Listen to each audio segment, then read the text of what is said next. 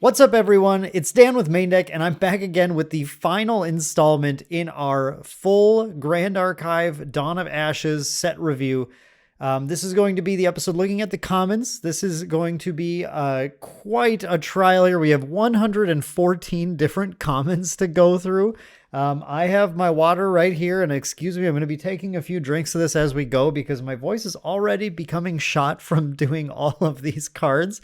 But we are going to plow through. We are going to make it all the way and review every single card in Dawn of Ashes. So, as usual, just a quick reminder again, these are just my initial thoughts on these cards. I am not, by any stretch of the imagination, an expert at the game, and it's hard to be an expert when the game hasn't even released yet. We just have a little bit of demo deck play and Grand Archive Dawn of Ashes Prelude play that's been done. So players are still kind of exploring all the interactions here. Some of the things I say may turn out to be completely different after we've gotten to play with the cards a little bit, but this is just my take on everything. And once again, if there are any cards that really catch your attention, or if you notice I said anything wrong, I've named the wrong card, or I've misrepresented an interaction, please drop it down in the comments below. Let me know what you think of all these. I hope you guys have enjoyed this series, and at the if you want to catch the other episodes, if you haven't yet, down in the description, you'll find links to the other 3 episodes as well as at the very end of the video. So, without any further ado, in this episode, in the commons, we actually get to look at all of the champion levels. So we are going to start with those, and hopefully we can get through these ones pretty quickly. There are 3 spirits in the game. We're going to begin with Spirit of Fire, Spirit of Wind, and Spirit of Water. And they are all the same, except they enable an element for you. So, and of course, in Grand Archive, of course, the first level you go to is going to be the spirit that kind of sets up the element that you're playing for the rest of the deck. They all have the same power, draw 7 cards. They all start you with 15 life at the beginning. I am looking forward to future sets where we get to see some different level 0 spirits, but these will forever be kind of the baseline that we compare a level 0 spirit to. So we'll just have to wait for future sets to have much to say about these. But right now, hey, if you want to play fire, you play this card. If you want to play water, you play this card. And if you want to play wind, you play this card. You don't have an option. If you don't have level 0, you can't even play the game. So those are those. Now we're going to jump into Lorraine Wandering Warrior level 1. So we're going to go through the Lorraine levels first. Lorraine Wandering Warrior level 1 is, I mean, once again, like, it's really hard to say too much about these other than like this. Yeah, obviously if you're playing Warrior, you're going to play Lorraine Wandering Warrior level 1. We're going to have to wait for future sets to have options for that. What Lorraine does is materializes a weapon card with memory cost 0 from your material deck. So she is always able to start with some kind of weapon to start attacking with. You do have a number of decent options. We're going to actually look at a few more here in the commons, I believe, too. But yeah, depending on what you're doing, you're going to pick your sword, you're going to put it out there, and you start attacking. That's what she does. Lorraine Blademaster is her level 2. Of course, there's plenty to say about this card because Lorraine Blademaster level 2 is actually a very powerful card. Her level 2, I think, is quite an important level. And when you're playing Lorraine, you really want to be careful with when you choose to level to this because it has a single turn on enter effect where Lorraine's attacks get +2 power that turn and gain on kill draw card. And the big combo that people will show you, well, the small version of the big combo is just to play a cleave attack and wipe out a board, and the number of allies, for every ally you kill, you're going to get that on-kill draw card. So you're going to draw cards equal to the number of allies that you wipe out with any cleave attack. But then the big combo is then to, on the same turn you level to 2, play something like Dungeon Guide or Beseech the Winds, level to 3, which then wakes up Lorraine, lets you attack again, but Lorraine still maintains that Lorraine's attacks get +2 power and gain on-kill draw card even when she's at her level 3. So very, very spicy abilities there where you're able to get a lot of value out of her if you can sequence it correctly. So you just want to be careful with it. But yeah, I mean, she's great. Now, we're not going to be looking at Lorraine Crux Knight. Lorraine Crux Knight is in the starter decks, and I was doing the booster sets with this, so I'm going to maybe mention Lorraine Crux Knight a little bit. There are 2 level 3 Lorraines you can choose from in this set. Lorraine Spirit Ruler and Lorraine Crux Knight. Lorraine Crux Knight is in the starter deck. I don't believe it's, yeah, you're not going to find it in the boosters at all. Lorraine's Spirit Ruler is available only in the booster packs, though, and they're all commons. It's not like it's going to be hard to get them. This version of Lorraine has an on-enter effect. Choose a Sword Regalia card with memory cost 1 or less from your banishment and put it onto the field. It enters the field with 3 additional durability counters on it. And the alternate version, the one in the starter decks, Lorraine Crux Knight, gets +1 power for every banished sword that you control. So there's, you can either choose kind of like the starter deck one just has a big power boost, is really great for attacking multiple times. I actually think this Lorraine Spirit Ruler is a pretty interesting choice, though. There's some cool things you get to do with this. Getting to get a Sword Regalia with memory cost 1 or less actually allows you to do something like Drawn Sword, which then lets you draw a card and get a little value off of it. That way you can get a slightly stronger sword. It enters with a bunch of durability counters on it, which is very nice if you're trying to do like Galahad shenanigans attacking with that. Like if you're playing a water Lorraine deck and you're trying to use things to like buff the power of your attacks, Imbue and Frost is a card we'll look at in a little bit here that would work really nicely with that. Then using Galahad to get to use the like imbued weapon multiple times in the same turn. That's where I think this starts to get a little interesting. And I also think that having a lot of durability counters on it is a natural advantage for using a Spirit Blade dispersion strategy, which then I think leans itself towards being a Spirit Blade and Soul deck. So I think Lorraine Spirit Ruler might be an interesting choice if you're trying to, instead of doing the like Crux thing where you attack a whole bunch of times with your champion, if instead you're trying to play towards like a Spirit Blade and Soul victory where you just summon a whole bunch of swords from your deck, attack with all of them, Lorraine Spirit Ruler actually works pretty nicely, kind of just linking in with those other parts too. Okay, moving on to Rye. Rye's level 1 is the only choice you have, and he puts 2 Enlightened counters on him, so he draws 2/3 of a card effectively. It's great. It allows you to then set up to get a card draw in the next turn if you level to 2 and play an action, or if you play something to gain an Enlightened counter. It's solid. It works for whatever you're doing. You don't have another choice. This is the Rye you're playing.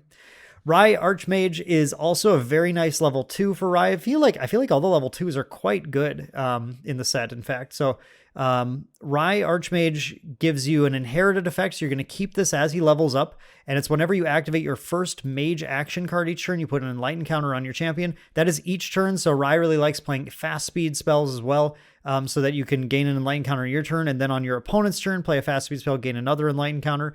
That's kind of one of the main things you're doing with it, and then how you use those Enlightened counters is probably going to depend on your deck type a little bit. I do think there's a version of Rye that goes into his pack one here, which we'll look at in just a moment, Rye Mana Weaver, that uses Enlightened counters to copy spells, and then there's a standard one where you're just going to try and use these Enlightened counters to draw lots of cards. Rye Mana Weaver is the level 3 in the packs, and again, the other version of Rye Stormseer that comes in the starter decks, that version grants him an additional level for every banished Arcane Element card that you have, which is very nice for those like Arcane Blast combos and the big combo deck we keep talking about, Advent of the Stormcaller, that kind of stuff. This Rye Mana Weaver is actually, fun fact, this is the original version of Rye at the very, very, very first print and plays that we saw. This was the version of Rye that we were playing. And this version of Rye has a different ability, which is Rest Rye, remove 4 Enlightened counters from Rye, and then you get to copy target mage spell card activation, which is effectively, if you're like playing an Arcane Blast, you can then activate this Rye to copy it, so you end up playing two copies of Arcane Blast. This was actually still very cool when we were playing it and very effective. It is a little more combo oriented though, where the other Rye can just kind of get to a high level and like it's more of like a straightforward like combo method. This one's requires a little more thinking and a little more planning to get around. So I like that they put the other version in the starter decks, but I think this Rye is also quite viable. And it really makes me wonder if you want to get a high level to play Advent of the Stormcaller, but I also think about like copying Advent of the Stormcaller would be pretty cool too. I just don't know if it's even playable outside of Rye Stormseeker. So we'll just have to see. I'm curious to see how people use this original version of Rye now. I think they're both going to be kind of viable, but it's really going to depend on what kind of support you're putting in the deck. And I think there are other cards in this set that we've talked about that interact with Enlightened counters a little more, where this Rye Mana Weaver might be able to take a little better advantage of those. Okay, moving on to Sylvie. Sylvie, Wild's Whisper. She's going to set up your plan right away from level 1. The next animal, on enter, the next animal or beast ally card you activate this turn enters the field with an additional buff counter on it, which is very nice. I mean, she's going to show you right away that you want to play animals, you want to play beasts, and they're going to come in and they're going to be strong. That additional buff, actually, depending on what you use this to play, it can be pretty powerful, because it can get that animal or beast really out of range of like fire burn spells and stuff pretty well. So you want to be, I think, a little careful with exactly what you're plopping that buff counter onto, but you definitely always want to make sure you have something to play when you level to 1, and we'll see some cards coming up here that really help her with that consistency as well. Sylvie with the pack level 2 I like this quite a bit. It's very straightforward. I think it's, if you control on enter, if you control an animal ally, draw a card. If you control a beast ally, draw a card. Your goal is always to have one of each when you level to 2. That's where I think you really, again, I always talk about this tightrope you're walking with a tamer deck. You want to have a good amount of both animals and beasts, and this is one of the reasons why, because not getting to draw a card can really put you behind. As I've said, Grand Archive is a game that can come down to having that one last card in your hand at the end of the game to finish the opponent before they get to take their turn where they finish you. I love that all of these games like tend to come down to that sort of close matchup at the end. But it just means that you really need to try to not miss this ability when possible with level 2 Sylvie, because you want both those cards very badly. Level 3 Sylvie Earthtoon. I believe we're going to look at, no, we're not going to look. The other level 3 Sylvie, I think, will be available in the Ultra Edition starter decks. Is that right? I think so. This one is Sylvie Earthtoon. This one has on enter, reveal cards from the top of your deck until you reveal a Terra element animal or beast ally card. Put that card into your hand and the rest on the bottom of your deck in a random order. Again, a very strong ability. It's a lot like a Gaia's Songbird. In fact, it can get a Gaia's Songbird, and then you can play a Gaia's Songbird to get a beast for sure. So it allows you to really try and, like, you can build your deck to try and find a very particular card, because these only look for Terra element animals or beasts. I love that she comes in and she gets one of your strongest allies possible. If all you played for Terra element allies and beasts are Gaia's Songbird and then Aramis or one of the strong Terra element beasts like that, you are basically guaranteed to get one, because if you find Gaia's Songbird, it can find you one of those. Although Gaia's Songbird can find you non-Terra element beasts, so you want to be careful. You probably want to be a little thinking about this. You want to be thinking about your level 3 if you're running Earthstoon. The other Sylvie, again, that I just don't have up here because it's not in the main set, grants all of your animals and beasts +1 life and intercept. Which I really like that one quite a bit too. Again, I like it. It's straightforward. It just makes everything bigger. It gives you that intercept ability, which makes some of the vigor beasts very strong too. So it, I mean, I'm not sure which I play, but I feel like maybe Earthstoon is maybe the more competitive one, depending on how your deck is built, because just some of those the Terra beasts can be extremely game closing cards, and just being able to have that consistency of finding one. This is effectively on enter, draw a card, but it's draw one of the best cards in your deck. And I think that is historically in other card games very strong, compared to a +1 health life buff which may not actually even matter in certain matchups, like against Rye. That just might not be a big deal because he'll just like kill you the next turn anyway. Looking at the assassin now, Xander Prepared Scout is the level 1. He has on enter glimpse to put a preparation counter on Xander. I think this is a really cute flavor flea. He gets to prepare. He looks a little bit, he knows what's coming up. You can adjust what's coming up on top of your deck, and then you get a preparation counter. Very important for him just to be able to have that preparation counter to start using some of his stronger skills early on. How you spend that preparation counter is going to be really one of the skill factors in, I think, an assassin deck that you get to explore. But yeah, I mean, he's really great. Level 2, Xander Always Watching. I've talked about this so many times because I love stacking numbers, and this is one of the ways to do that. Xander Always Watching has an inherited effect as long as Xander is attacking a rested unit, and that's an ally or a champion.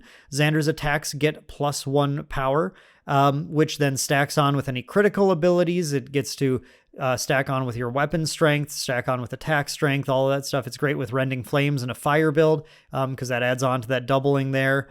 So this is really great. You do want them to be resting against like Rai. He's almost never going to get that ability unless you're playing like Water Xander and have ways to rest your opponent's champion. But against any ally that has attacked you or against any champion that has attacked you, you're going to get stronger attacks with Xander, which is really nice. Okay, now for Xander's level 3, again, there are 2 versions of Xander's level 3. The other one is going to be available in a pretty good amount because it's going to be found in every single first edition starter deck that's sent out there. So everybody's going to have access to these, but this is the one that you're going to get in booster packs as well.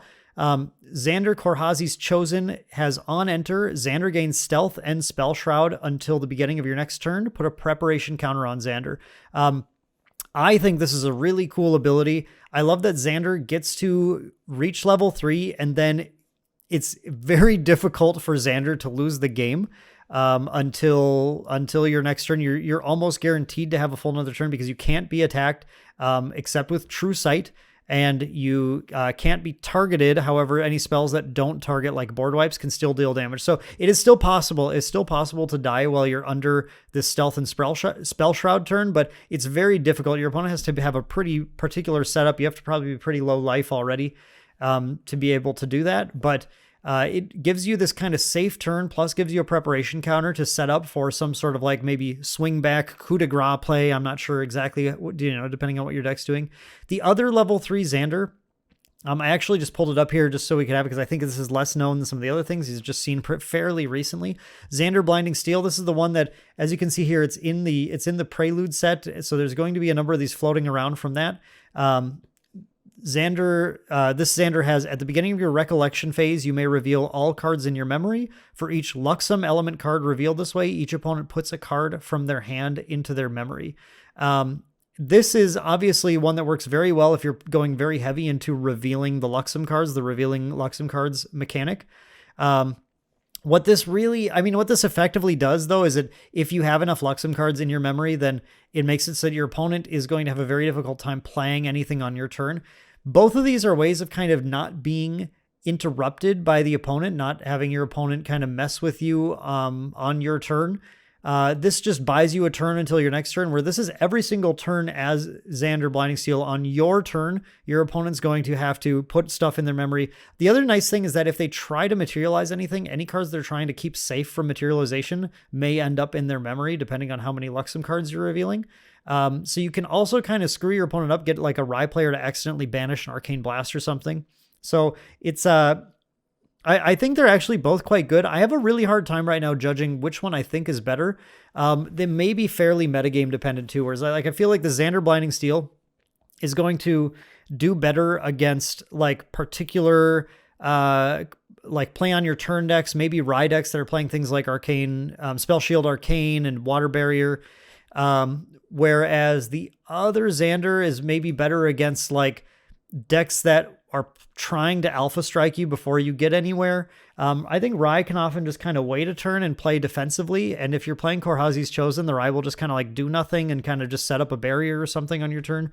Or if you're playing Blinding Steel, the Rai can't really do any of that. So his goal is then to just knock you out right away before Xander combos back on him. So, I would say it might be metagame dependent, but also if you're playing that revealing strategy, you might like just having the consistency of having this Blinding Steel available. Okay, so we're going to look at the Lineage Break champions next. So these so-called Lineage Break champions are different in that they don't have any lineage requirements, but there's also no level 3s to level from. These are really designed for draft play. However, people are messing around with trying to play them in Constructed, and there may be some decks that take particular advantage of them. I'm really curious to see. You don't have to have only one level 2 in your deck, right? So you can certainly run some of these in your deck. In fact, it doesn't matter what champion class you're playing even. You can play any of these in addition to your normal champions and level to them as an option if it makes sense to you in the context. So I'm curious to see how people start to use these in Constructed if they do. Alan Beastbeckener is the Tamer Lineage Break champion. This is on enter Glimpse 3. Then reveal the top card of your deck. If that card is a Harmony or Melody card, put it in your hand. As long as you control 2 or more animal and or beast allies, Alan gets +2 level, which is kind of nice. It helps Alan actually set up to use those pride effects. This, in conjunction with the Beast Bond Ears, will give Alan the level 5 he needs to activate most beasts. And then on enter does give him a card draw option that can, obviously you're specifically playing the music engine with him. I'm not sure it's worth losing access to Terra in Constructed, not being able to level to 3. But I'm also curious to see if we just end up seeing level 3s for these champions in the future as well, which would really, I think, be kind of spicy to see.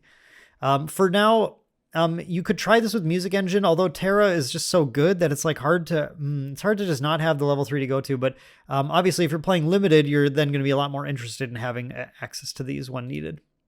Merlin Memory Thief is the Mage Lineage Break champion that has Rest. Choose a card from your graveyard and banish it. If that card has Floating Memory, put a level counter on Merlin. Again, losing access to Arcane really makes you lose access to the best like cards, that efficiency cards that you want to have a whole bunch of levels for. But Merlin can certainly sling some powerful fireballs, and there's plenty of other efficiency cards that she may like to have. I think an important thing to note about this card is that you can rest it and banish cards from your opponent's graveyard. So I do wonder if like you could slot this in a material deck if there's a particular deck floating around at some point where like banishing, for example, the self-mill banishing Selkies with Merlin would like shut down what they're doing. If that ended up being a playable deck, I could see people starting to play Merlin just as a way to kind of like shut that deck down and still be able to like fireball their way to victory or something over time. But it does feel weaker to me than playing just a straight Rye. Mordred Flawless Blade. This is an interesting one because this is one of the ones that I feel is like maybe the most viable of all of the Lineage Break champions. Mordred Flawless Blade has a nice 24 health, which is more than some of the others. Has attack cards in your graveyard have Floating Memory. And that static ability, I think, can give you a lot of advantage. However, you're really just using it to play swords out of your material deck then, which and you don't get to play any of the like crux element, like really powerful swords. So again, it all comes down to like not having access to these advanced elements just feels like it's a bit tough, but there is a cool sword we'll look at in a little bit here that does kind of provide a bit of a payoff for Mordred. Tristan Grimstalker is the Assassin Lineage Break champion. She's 22 health and has on ally hit. You may remove 3 preparation counters from Tristan. If you do, destroy the hit ally. At the beginning of your end phase, if Tristan is awake, put a preparation counter on Tristan. I also think there's maybe some potential here for Tristan. Tristan does allow you to naturally build preparation counters. However, oh no, Coup de Grace is a level 3+, isn't it? I don't know if that works then. Ooh, I'm going to pull it up here quick. If I can type. Coup de Grace. No, Coup de Grace does not require level 3+. So, okay, so I do think Tristan could potentially be like a Coup de Grace deck that could maybe take advantage of just being able to get a lot of preparation counters easily. Now, you can't attack with Tristan if you want to get that preparation counter, or you have to like wake her up, maybe play like Wind Assassin or something. She does have this nice ability to be able to remove preparation counters to destroy hit allies. If you have like a really tough to get rid of ally, your opponent is playing Tamer and they played a Virtus or something, Tristan does have the ability to just ace anything as long as you have the preparation counters and some attack to throw. But again, you're losing access to Luxem, you're losing access to level 3 Xander. And so yeah, I'm not sure. I kind of feel like maybe there's some viability here for Tristan too, at least as an option. Maybe as an option in your assassin deck, if there are allies that you can't win the game if they drop on the board and your deck just doesn't have very many other options to deal with them. But yeah, we'll have to see. Okay, moving on to the other material deck cards, we have Assassin's Ripper. This is a Regalia weapon. It costs 1. It has 1 power and 2 durability. It has class bonus, rest it, remove a preparation counter from your champion. Assassin's Ripper gets +2 power until end of turn. I really like this card. Again, if you're trying to play this critical like coup de grace thing, this card can give you, if you get 5 preparation counters going into your turn, you can remove 1 for Ripper, use it in the attack for coup de grace to get an 8, or if you're Xander level 2, 9 damage attack on a rested unit that has critical 4 if your opponent doesn't discard 4 cards from their hand. We'll just pull it up. I have it here right now anyway. If your opponent doesn't discard 4 cards from their hand, then it's going to be 18 damage. Like we're getting to Rye levels of nonsense here with this kind of coup de grace play. And I love stacking these numbers on. So I really like this card. You definitely probably have to have a build that has a lot of preparation counter gaining to be able to afford this, but you do get to do that for, this is 2 durability. You get to do that for both uses of Assassin's Ripper if you want to.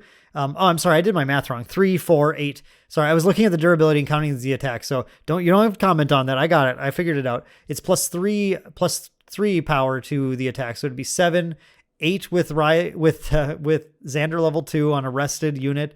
So 16 damage, but, maybe if you have Poison Dagger also, there you go. You can get a little extra damage if the opponent stacks it in the wrong way. I guess. Well, there's something there at least maybe, but yeah, no, I still think this is a good card. I think this is, if you're playing a preparation counter, I don't know, maybe you just slam this into any assassin deck. It does cost 1 to play. But that damage can be very, very nice. I do like that. Bauble of Abundance. I'm torn on this card. I think it's probably good. It costs 0. It's banish it. Each player draws a card. I feel like I personally would rather take a situational draw card than each player draws a card, but I think it's also deck dependent because some decks like Rye decks can better utilize drawing more cards than the opponent or can take advantage of the opponent overextending more easily when they give them extra cards to play. So I think in some decks this will make a little more sense than others. But it's usually a later card in my deck, and I might rather put in a few other kind of support cards that we're going to look at here shortly before I play Bauble of Abundance. I feel like that might be a personal thing though, because I think some people are playing Bauble of Abundance, and giving both players a card just doesn't feel quite as good, as any of the other draw card ones that if you can just like set them up instead. Okay, Beastbond Ears. I consider this an absolute staple in any Tamer deck that has any amount of pride in it whatsoever. This is just a simple regalia item that gives your champion +1 level as long as you control an animal or beast ally. This is a kind of card that will exist and be a target for cards like Disintegrate or Spurn to Ash because getting rid of that +1 level can really hamper those decks. So the big thing you have to watch out for right now is like fire decks or possibly like assassin decks with the Excalibur Cleansing Light that can deal with this and maybe shut down your pride turn. The worst thing would be going in with a Beastbond Ears out and then using a spell to give your champion playing Tamer +1 level to make you pride 5 to turn on your champions. Then you are getting ready to attack and your opponent goes, Spurn to Ash, your Beastbond Ears. Now suddenly you're pride 4. You're level 4, so you don't have the pride to be able to attack.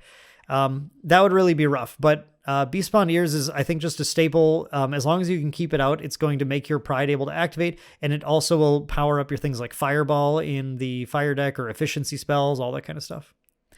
Beastbond Pause is a 0-cost single-use regalia. Banish Beastbond Pause. Target animal or beast ally you control gets +1 power and gains True Sight until end of turn. This is another True Sight option, but it's not warrior focused, which is very important because Tamer may often have to just attack things in order to get rid of them. So it was very nice to have that True Sight option. And getting that +1 power on an ally can, push a little extra damage too. I think this is again, metagame dependent. If stealth is something you're concerned about, this Beastbond Pause is a nice card to fill in your 12-card material deck, but it is not a critical card like I feel like the Ears typically are. Crystal of Empowerment. This card has enabled many a combo. I've played this in both Mage and Tamer. I think it's good in both of them. It has Banish Crystal of Empowerment. Your champion gets +2 level until end of turn. Sometimes that is just the difference between being able to combo out and being able not to, or being able to attack with your pride creatures or not. I think if you want to do something crazy like get one of these like gigantic Virtus attacks or something, if you can get that super, super high level, Crystal of Empowerment's like the only way to like really reliably do that, I think. Sometimes. So I think this is a great card to slip in. It has no costs and you can really make that value back with an efficiency spell right away. But then just being able to turn on your combo or your attacks for the turn is worth always spending that slot on the card, I feel like. Life Essence Amulet. This is a favorite 0-cost draw card. This one's usually pretty easy to set up, although it can be played around a little bit too. You want to make sure you have an ally that is important enough that your opponent really wants to kill it. Otherwise, they can wait as long as they need to for you to draw that card. Life Essence Amulet says whenever an ally you control dies while it's not your turn, you may banish Life Essence Amulet. If you do, draw a card. So it's a 0-cost draw card, but you do need something to die, but it does give you, it's generally right if there's a good ally on board and the player also has a Life Essence Amulet, a good player will usually still take out that ally, but you have to be careful and make sure your analysis of whether your allies are actually threatening your opponent or not is kind of on point, because if all you have is like a dungeon guide out, or just like some what's another Enlightened Tutor or something where that's not really doing much for you, I may just let the opponent attack with their little like 1/3s or whatever, and wait until I can get like a board wipe off or something, rather than walk right into your Life Essence Amulet. Ornamental Greatsword is a clutch option for Lorraine level 1 to have. It's 0-cost sword with 1 power, 1 durability, has class bonus on enter. Target ally you control gets +1 power until end of turn. So we saw I think it was in the rares, the sword that gives +1 power if you have no allies. This is the one that gives an ally +1 power until end of turn when you play it. You want to make sure you have an ally in play when you materialize this. Importantly, it is also a Guardian/Warrior sword, so it'll be interesting to see how the Guardian plays, because the Guardian will have access to this too. But yeah, it's a solid sword option. It does a little extra damage when it comes into play. Sealed Blade. Now, this is the one I was mentioning with Mordred earlier. Sealed Blade is a pretty crazy statted weapon. For a 3-cost, though, it has 2 power and 3 durability, but you can only, and has a class bonus that his Sealed Blade gets +1 power. So it's really a 3 power, 3 durability weapon, but you can only pay for it with floating memory. That's where Mordred has the easiest access to this card. So maybe Mordred, Imbue and Frost, Galahad, maybe there's like a deck there where Sealed Blade can do some real work, and you can like kind of aggro out with an attack with Mordred for +3 and then attack with Galahad for +3 and like just push a lot of damage on your opponent. That's right. That's where I feel like that Mordred actually has a little bit of potential in Constructed. But this is also playable in non-Mordred decks. You just have to have enough floating memory in your deck, and I think it could be worth it in some scenarios, especially if you're playing maybe like a fire deck that can set up that floating memory a little better and then really take advantage of that extra 3 power on the attack with Rending Flames doubling that damage. I think there's some real potential there. I'm excited to see more people play with that. Sharpening Stone. This is a pretty solid little card. It is one of our, like I've mentioned several times, these 1-cost regalia that draw a card and then do something else. This one gives up to 1 target dagger or sword weapon. So it does work well for assassin or warrior. And so again, if you're setting up these coup de grace plays, this is another way to get extra power. It gives the dagger or sword weapon +1 power until end of turn, draw a card. I especially like it, again, if you're finding ways to use weapons multiple times in a turn, either through multiple attacks with your champion or using Galahad.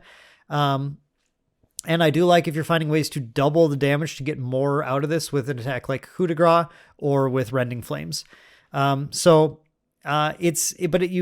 to be setting up for that, I think, because again, you want to make sure you're like getting value out of the rest of the effect beyond the draw card. And as long as you are, then I feel like this is pretty good, especially, if you can like use this into like a cleave turn with that sword doing lots of damage to everything. I think that really starts to feel like it's a very valuable play, but decks that can set those up will like playing this card, I think. Smoke Bombs. Now this one I think is fairly easy to get value with in a lot of matchups. This is a 1-cost a regalia item. Assassin Bauble has no class bonus requirement, has banished Smoke Bombs. Target ally gains stealth until end of turn, draw a card. So this does allow you to completely negate an attack. If a unit that does not have stealth is targeted for attack and then gains stealth, the attack will, as it says right here, the attack will lose its target, and attacks without a target do nothing during the damage step. So this is a very cool card if your opponent is doing any sort of attacking whatsoever. So most decks doing some sort of attacking will find a way for Smoke Bombs to be a useful card to save an ally during a turn, save an attack on, you can't use it on your champions, the one thing, but as long as they're targeting your allies with attacks, you can use Smoke Bomb to negate the attack and get a card draw off of it. The one thing is that this isn't hidden from the opponent, right? It's sort of It's shown to the opponent that you're going to have a smoke bombs available. So they're going to be playing around that smoke bombs as well. But still, you're preventing some amount of damage. You're forcing the opponent to sequence weirdly or something, and that can be valuable on its own. All right, so that is it for all the regalia. We're going to be moving on to the non-regalia cards, starting with Accepted Contract. This is a card I haven't quite decided how to judge yet. I think I really have to see these coup de grace decks play out. I can't believe how many times I've been able to reference that so far, just having that pulled up here.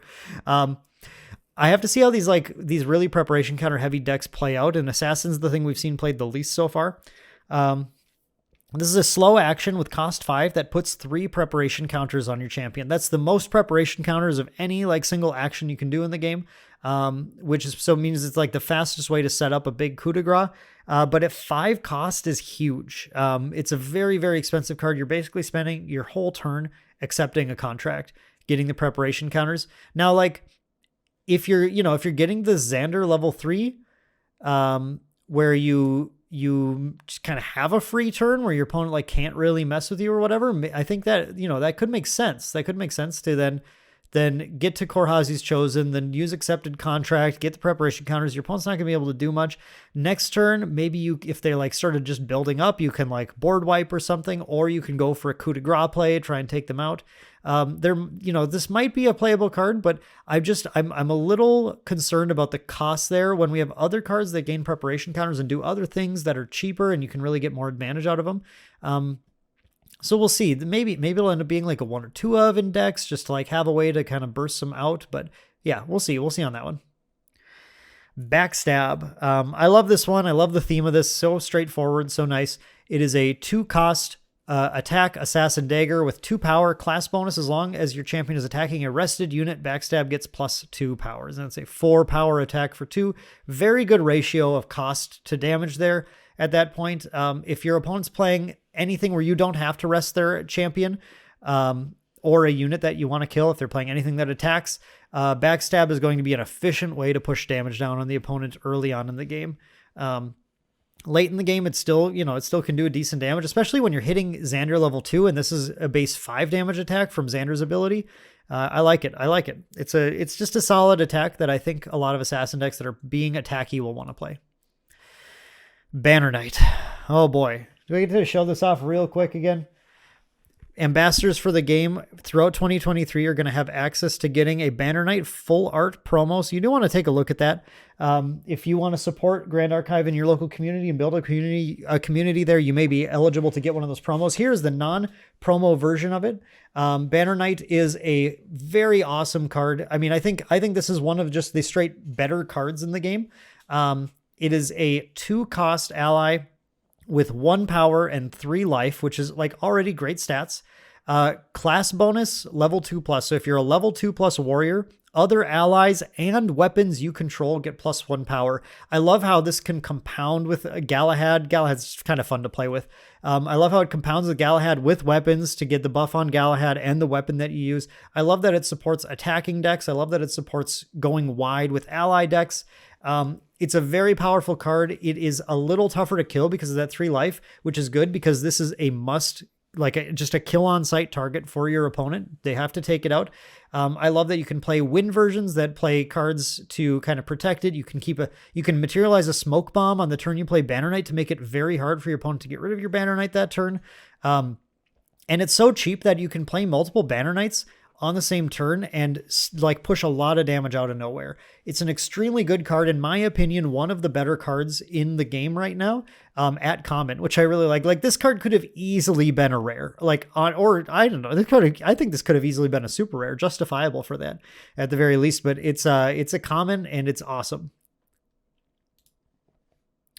Barrier Servant is sometimes one of the best cards you can see, and other times just a decent card, I think. But it's usually pretty good. Barrier Servant costs 3. It has 2 power and 2 life. It is an ally cleric mage human. It has no class bonus though, so anyone can do this. However, you'll see why it's sort of class bonus in a little bit.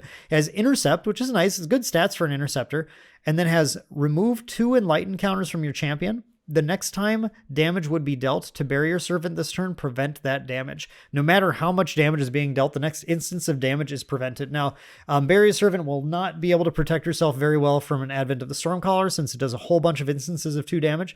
But if your opponent's trying to do anything to take out your Barrier Servant, or if your opponent's trying to do anything to attack your champion, you can intercept with Barrier Servant and spend enlightened counters from your champion to prevent the damage and keep the Barrier Servant alive. Sometimes just building up enlightened counters and putting out Barrier Servant is all you need to survive a massive onslaught on the next turn when you're playing a Rye deck. And I'm excited to see how Cleric decks can really take advantage of this too, because it does look like Clerics are going to use some amount of enlightened counters as well once we get to seeing that class. It's a very solid card. It's always one to consider if you're playing any sort of deck that can build up those enlightened counters, currently Mage. You don't get to draw the card from the enlightened counters is the one problem with it, but usually you're making that decision on the fly and deciding that getting this Barrier Servant out to protect yourself is worth not getting that card draw. Blissful Calling. I think this is a very excellent card. This is a very like Bandai-like card to me. If you play Bandai card games, you maybe are familiar with this kind of effect. This is a 1-cost action Tamer skill melody. It's important to note that it is a melody, so it does work with some of those music engine cards. It is slow, but it says look at the top 5 cards of your deck. You may reveal an animal or beast card from among them, put it in your hand, and the rest on the bottom of your deck in any order. So this is one way just to guarantee that you're finding animals and beasts. Like I mentioned earlier with that Sylvie level 2, you really want to be making sure you have an animal and beast in play. And I love that this card is for a very cheap cost, a way to just guarantee, not necessarily guarantee because you could completely whiff on the 5 cards, but to up the odds quite a bit of finding maybe the missing type. If you don't have an animal or beast in your hand, you have one or the other, it can help you find the other one. It's something great to do early in the game. Another thing we don't talk about a lot is that having low-cost cards in your deck is actually quite nice because it helps you control your memory. It allows, the more you can control your memory and what gets banished, the better quality cards you have at the end of the game. There's this little hidden card quality stat as you're playing the game with your opponent. And if your opponent's banishing a little more loosely, a little more liberally, they're maybe losing some of their better cards earlier on and then relying on drawing into better cards. And if you're being a little more controlled, you may be playing worse cards at the time, but at the end of the game, you may have more of your strong cards left that haven't been banished to materializing things. So I think there's always an advantage to having these lower cost cards in your deck that allow you to, if you're like, you can play this on turn 1, just play Blissful Calling, find an ally. You might not even play an ally that turn, just so you can go, okay, on my next turn, I'm going to materialize, go to level 1. I have exactly 1 card in my memory. That's the one I'm going to banish. And you can get rid of whatever the worst card in your hand is in order to get to level 1 without risking anything. Which is very nice and what you'd want to do turn 1 anyway if you're on the play because you can't attack your opponent anyway. So, yeah, it's really nice to have these. It's a great card for Tamer. I would play it I think almost every deck. Careful Study. So this is an action mage skill, a slow one that costs 8, has efficiency though, so the cost is reduced equal to your level, and it puts 5 enlightened counters on your champion. Again, this isn't class bonus, although really with that 8 cost, you're probably going to play that in mage because you could play this in Tamer, but like what your enlightened counters, I mean, you could draw a card off of it, I guess. I don't know. Maybe we'll see some like big brain Tamer player who's like, yeah, I'm jamming Careful Studies in here just for like card draw or something, or I don't know. I don't know what exactly we're going to see, but again, if Cleric uses enlightened counters and doesn't like level or anything, maybe Careful Study we'll see playing there. But in Mage in particular, I really like this card. I don't usually play it as a 4 of, I think, but I like having it because when you get to level 3, if you're playing the Stormseer version that has level equal to plus level equal to the number of banished arcane cards, Careful Study can become free. And this is, again, if we go to that Mad Mage combo deck, you can have any free spell you can have that draws more cards into your hand, lets you continue to attack with your Mad Mage over and over again. I love that is an option there. Maybe that deck would actually play for Careful Study, but this is a great card just for setting up Enlightened combos. It can set up Rye Mana Weaver as well by just immediately putting all the Enlightened counters he needs to double it, to double a spell activation. I mean, hell, if you already have the Enlightened counters on Rye Mana Weaver, you can play in Careful Study and then activate Rye, remove your enlightened counters to copy careful study because it is a mage, or is this not a spell? Hang on. Oh, I don't want to lie to you guys. I hate when I lie to you guys. It's a skill. Ignore me. You can't copy this. But if you can find a spell that I think Peer into Mana maybe does it, maybe we'll look at that in a second. Okay, so you can't do any of that thing, but you do get to get enlightened counters on your champion, which you can then spend to duplicate another spell if you're playing Mana Weaver. All right, Cram Session. Cram Session is another mage skill. Costs 1, it is slow. It has your champion gets +1 level until end of turn, and then class bonus Floating Memory. So this is a newer card. We haven't had this in like the Rise starter deck, so I haven't gotten a lot of experience with this, but I do like Floating Memory cards. I do like, it is nice to be able to +1 level for the turn. If you're playing multiple efficiency cards, that 1 cost is something you would have had to pay multiple times for your other spells. So you can get the value out of this pretty quickly, I think, by paying that 1, giving yourself the +1 level, and then playing an efficiency card or 2, or getting extra damage on a fireball or something. And then getting that Floating Memory then just makes it feel like you're really getting some value out of it. It seems like a decent card to play. But the one thing that I don't love about it is that the 1-cost spells, like I mentioned earlier, I really like to have those early in the game. Or I like them to do a lot late game. I like them to kind of do a little of both, right? And like, especially with Floating Memory, I really want to play this early on, but I'm not sure how much it really does on like turn 1 or 2 or 3. It seems like it's better for once you're really able to take advantage of like efficiency or level bonuses for card effects. And having both Floating Memory and being a low-cost spell makes it me more interested in using it early. So it feels maybe a little clunky to me, but it seems like it in the right deck where you need that little level boost and that Floating Memory is useful, it could be useful. Crusader of Asa. Oh, where's Veteran Soldier? That's got to be in here somewhere too. Those are very similar cards here. We're going to start with Crusader of Asa, I guess, but I'll be referencing this again in a little bit. This is a 3-cost ally warrior human with 2 power and 4 life. It enters the field rested, so it does not get to attack the turn it comes into play, which is the trade-off for it having very strong stats for its cost, and then has class bonus Intercept as well. So if a warrior's playing it, it also has Intercept. A 4 life Interceptor is able to take a lot of the allies in the game. It is able to just straight up kind of stand up to any of them. And with 2 power, it's actually able to deal some damage back to a lot of them too. So like a Blitz Mage just like can't attack if you have a Crusader of Asa in play. I think whether you're intercepting or not is really going to depend on your matchup. And if you feel like you're the aggro or you're the beatdown or you're the control in any given sort of, any given game. And if you are the person who needs to be pushing the tempo, the intercept isn't going to matter a ton. You're just going to be smashing the opponent. But if you're playing like a Lorraine mirror match and your opponent's got kind of the jump on you, then this Crusader of Ace is going to be beautiful as an interceptor. However, because it enters rested, it doesn't do anything the turn it comes into play. That's going to be the cost that you're going to have to pay. And you're going to have to determine, I'm not sold on it in Constructed because that enters the field rested is a pretty big drawback, and it gives the opponent an entire turn to do something about it before you get something out of it. But 4 life is a lot. So I do have to see. It's a curious card, but it's not one that I'm reaching for most of my decks right now, I think. Deflecting Edge. This is a really nice tech card that warriors get to play. Well, anyone gets to play, but warriors are especially good with it. So it is a fast action warrior sword reaction for cost 1. However, it costs 1 less to activate if you control a sword weapon. Importantly, assassins also have a sword weapon in Luxem, at least that they can get. So you can get a little cheeky with your opponent with Deflecting Edge there. And it is, as a fast action, its ability is prevent the next 3 attack damage that would be dealt to target unit this turn. So this does allow you to prevent attack damage to your units. This is a way you can save your Banner Knights from attacks. And it's completely free if you have a sword in play, which is pretty nice, but it only costs 1 otherwise, which really isn't that bad. But having it be free really can catch the opponent off guard. You can just end the turn with just 1 card in hand after you dump your hand playing Banner Knights and attacking stuff. You have that 1 card in hand, and then your opponent's like, okay, they're completely empty, and you're like, nah, I got free Deflecting Edge. I'll still be able to stop your attack on my Banner Knight or something, which is not bad.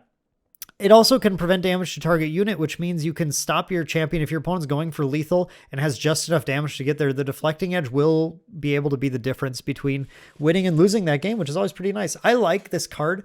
I like it in decks. I think most in decks where I have allies that I really want to protect with it, but I could see being cheeky depending on the metagame. If you're expecting to see a lot of attacking decks where that 3 prevention is worth, if they're just like every deck's just like coup de grace you for 1,000,000, then maybe it's not as good. But otherwise, it does seem like a cheeky card that you can play in a lot of decks that can play it.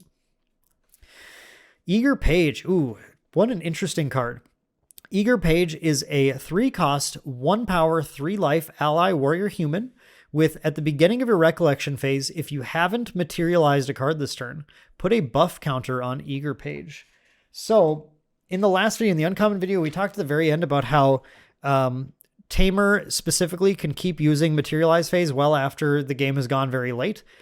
Eager Page is also another way for a player to get bonuses as the game goes late, even when they run out of things to materialize. Not that that happens very often, mind you. Like, that game has to get very grindy for that to happen, and I think it's very rare for games to go that late. So really, Eager Page is here as a way for you to say, you know what, I don't want to draw a card. Instead, I just want to get my, or whatever, I just want my ally to get bigger. And I think that is interesting. I'm not totally sold on it because I don't ever like turning down drawing a card or turning down progressing my tempo, leveling, that kind of stuff. I don't like doing that just to give +1/+1 to something.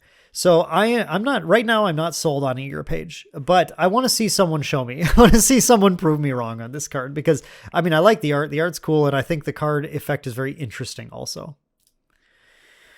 Empowering Harmony. So here we have a Norm Action Tamer Skill Harmony. Another card to really make this music engine deck work. This is a 2-cost action that's slow, and it has your champion gets +2 level until end of turn. Has class bonus Harmonize. If you've activated a melody this card this turn, draw a card. I really see this as, I mean, it's a card that's kind of there just to like get value from harmonizing, I think. But this card does two main things in my mind. Thing number one that it does is it allows you to attack with big pride creatures way earlier than your opponent expects. You can be level 2 and swinging with a pride 5 creature if all you did was go like level 1, materialize Beast Bond Ears, go to level 2. And then you can play Empowering Harmony on a turn, along with like a kind of maybe a Spicy Melody 2, get a Harmonize draw card off of it, and then attack with a Pride 5 creature for like a massive amount of damage, which is like relatively early in the game to do that. The other thing that this does is since it costs 2 and then potentially draws a card, especially if you play with one of the melodies that increases your level, you can use multiple Empowering Harmonies to get your level very high to allow you to do things like attack with Virtus, who has an excessively large pride amount. I think those are two of the biggest use for this kind of like on command +2 level until end of turn. And I think those are where you are really going to see this become powerful. But I think this is going to see play just in general as people are testing out the music engine in Tamer, because it's just another harmony. And I think the first thing you're going to do when you're building that deck is go, okay, what are all the melodies, all the harmonies? Let me put all of those at 4 of, and then tweak from there. Speaking of a big Pride 5 creature, Enraged Boars is so all these, the thing about norm creatures is that they're always going to be a little weaker than element ones, but that doesn't mean they're bad. It's just an option right now. I do think that as we see more sets come out, decks are going to become very focused on their elements, and these norm creatures like Enraged Boars are going to get probably pushed out a little bit as there are just better like element specific creatures to play. But at least for set 1, this is still a playable card. It's a 5 cost, 4 power, 4 life ally Tamer Beast Boar with Pride 5. And that's it. That's all it does. So its stats are pretty big for its cost, and the Pride 5 is the restriction that requires you to get that. But, you know, again, it's not that hard to hit with things like Empowering Harmony, even at an earlier level, to be able to swing in for a good amount of damage. But straight up, you compare this to the uncommon Monkey, and that thing is a 6 power, 6 life in Tamer. Now, this one isn't class bonus, so I don't, maybe you have like the Spicy Mage deck, right? That like plays Enraged Boars also and just like smashes. Yeah, I could see it, maybe. All right, Esteemed Knight. This is the example. I was thinking Veteran Soldier, but Esteemed Knight is the one that's very similar to our friend back here, Crusader of Asa. All right, so here's Crusader of Asa. This is a 3-cost, 2 power, 4 health, intercept, enters field rested. And Esteemed Knight is a 3-cost, 2 power, 3 health, intercept, class bonus intercept. So this one just doesn't enter the field rested. It was 1 lower health. Honestly, I like this more. I like it more. It's just, it can do things the turn it comes into play. Crusader of Asa it'll be your downfall sometimes. It'll be the card you're saddest to have drawn because you just need to like intercept 1 attack to be able to live and finish the opponent next turn. But Crusader of Asa can't do that, whereas Esteemed Knight can. Even though it only has 3 health, unless there's a big divide in the metagame, unless we see that like 3 damage removal spells are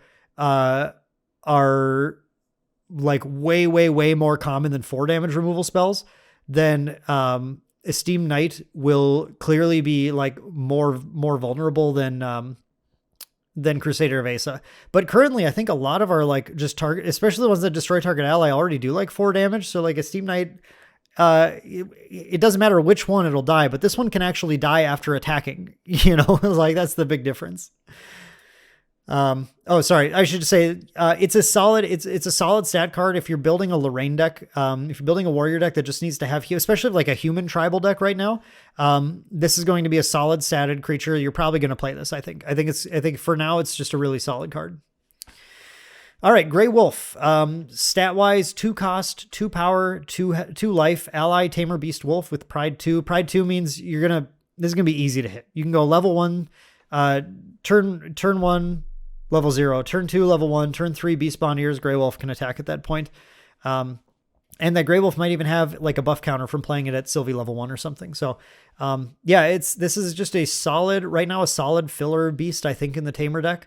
Again, I think as we see more sets, we'll see this kind of card start to fade away a little bit, but right now he's just dandy.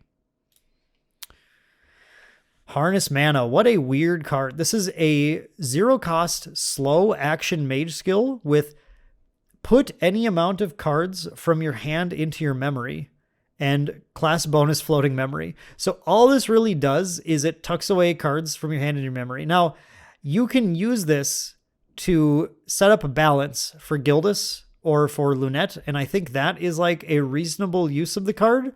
But I'm not sure using a slot in your deck is worth it for that. However, it does have floating memory, so it does kind of, if you're playing a mage, then it does sort of make that up a little bit there. But I don't know. Right now, I would have trouble making a slot for this in the deck. But I'm happy to be proven wrong on a weird card like that. That would just make me smile if someone was like, "Yeah, Harness Mana was like the best card in my deck." Okay. Honorable Vanguard. Now, this is just a solid warrior human, has no class bonus, 1/2 for 2 with floating memory.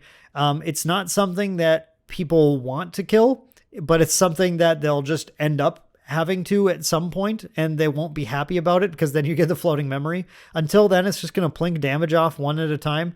Again, the human tribal deck is where I think I really like this, because you're going to have Banner Knight as well as the Phalanx Captain as ways to sort of buff up your team, and then playing any of these actions that allow you to buff the team as well. We'll turn these annoying honorable vanguards that your opponent just didn't want to deal with into actual threatening cards. And they can push a lot of damage. So I think it's a pretty solid, ally right now. Idle Thoughts is a 1-cost slow action mage skill with look at the top 4 cards of your deck and then put them back in any order, and floating memory. So this can dig deeper. We're going to talk about Scry the Skies very soon. This can dig deeper than Scry the Skies earlier on in the game, but not as deep as Scry the Skies later. It does not give you a card immediately, but it counts as a card when you floating memory it.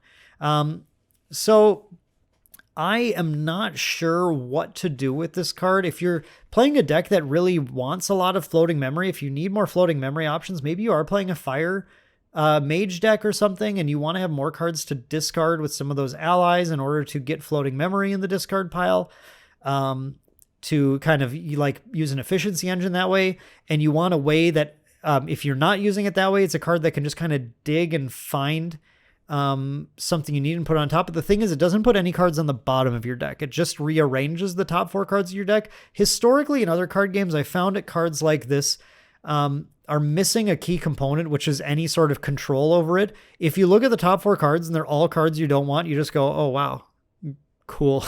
I guess that's it for me then. And that's never very good. So I'm low on this card right now.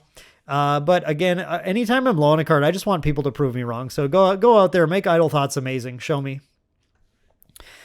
Inspiring Call. Now, this is a pretty nice card.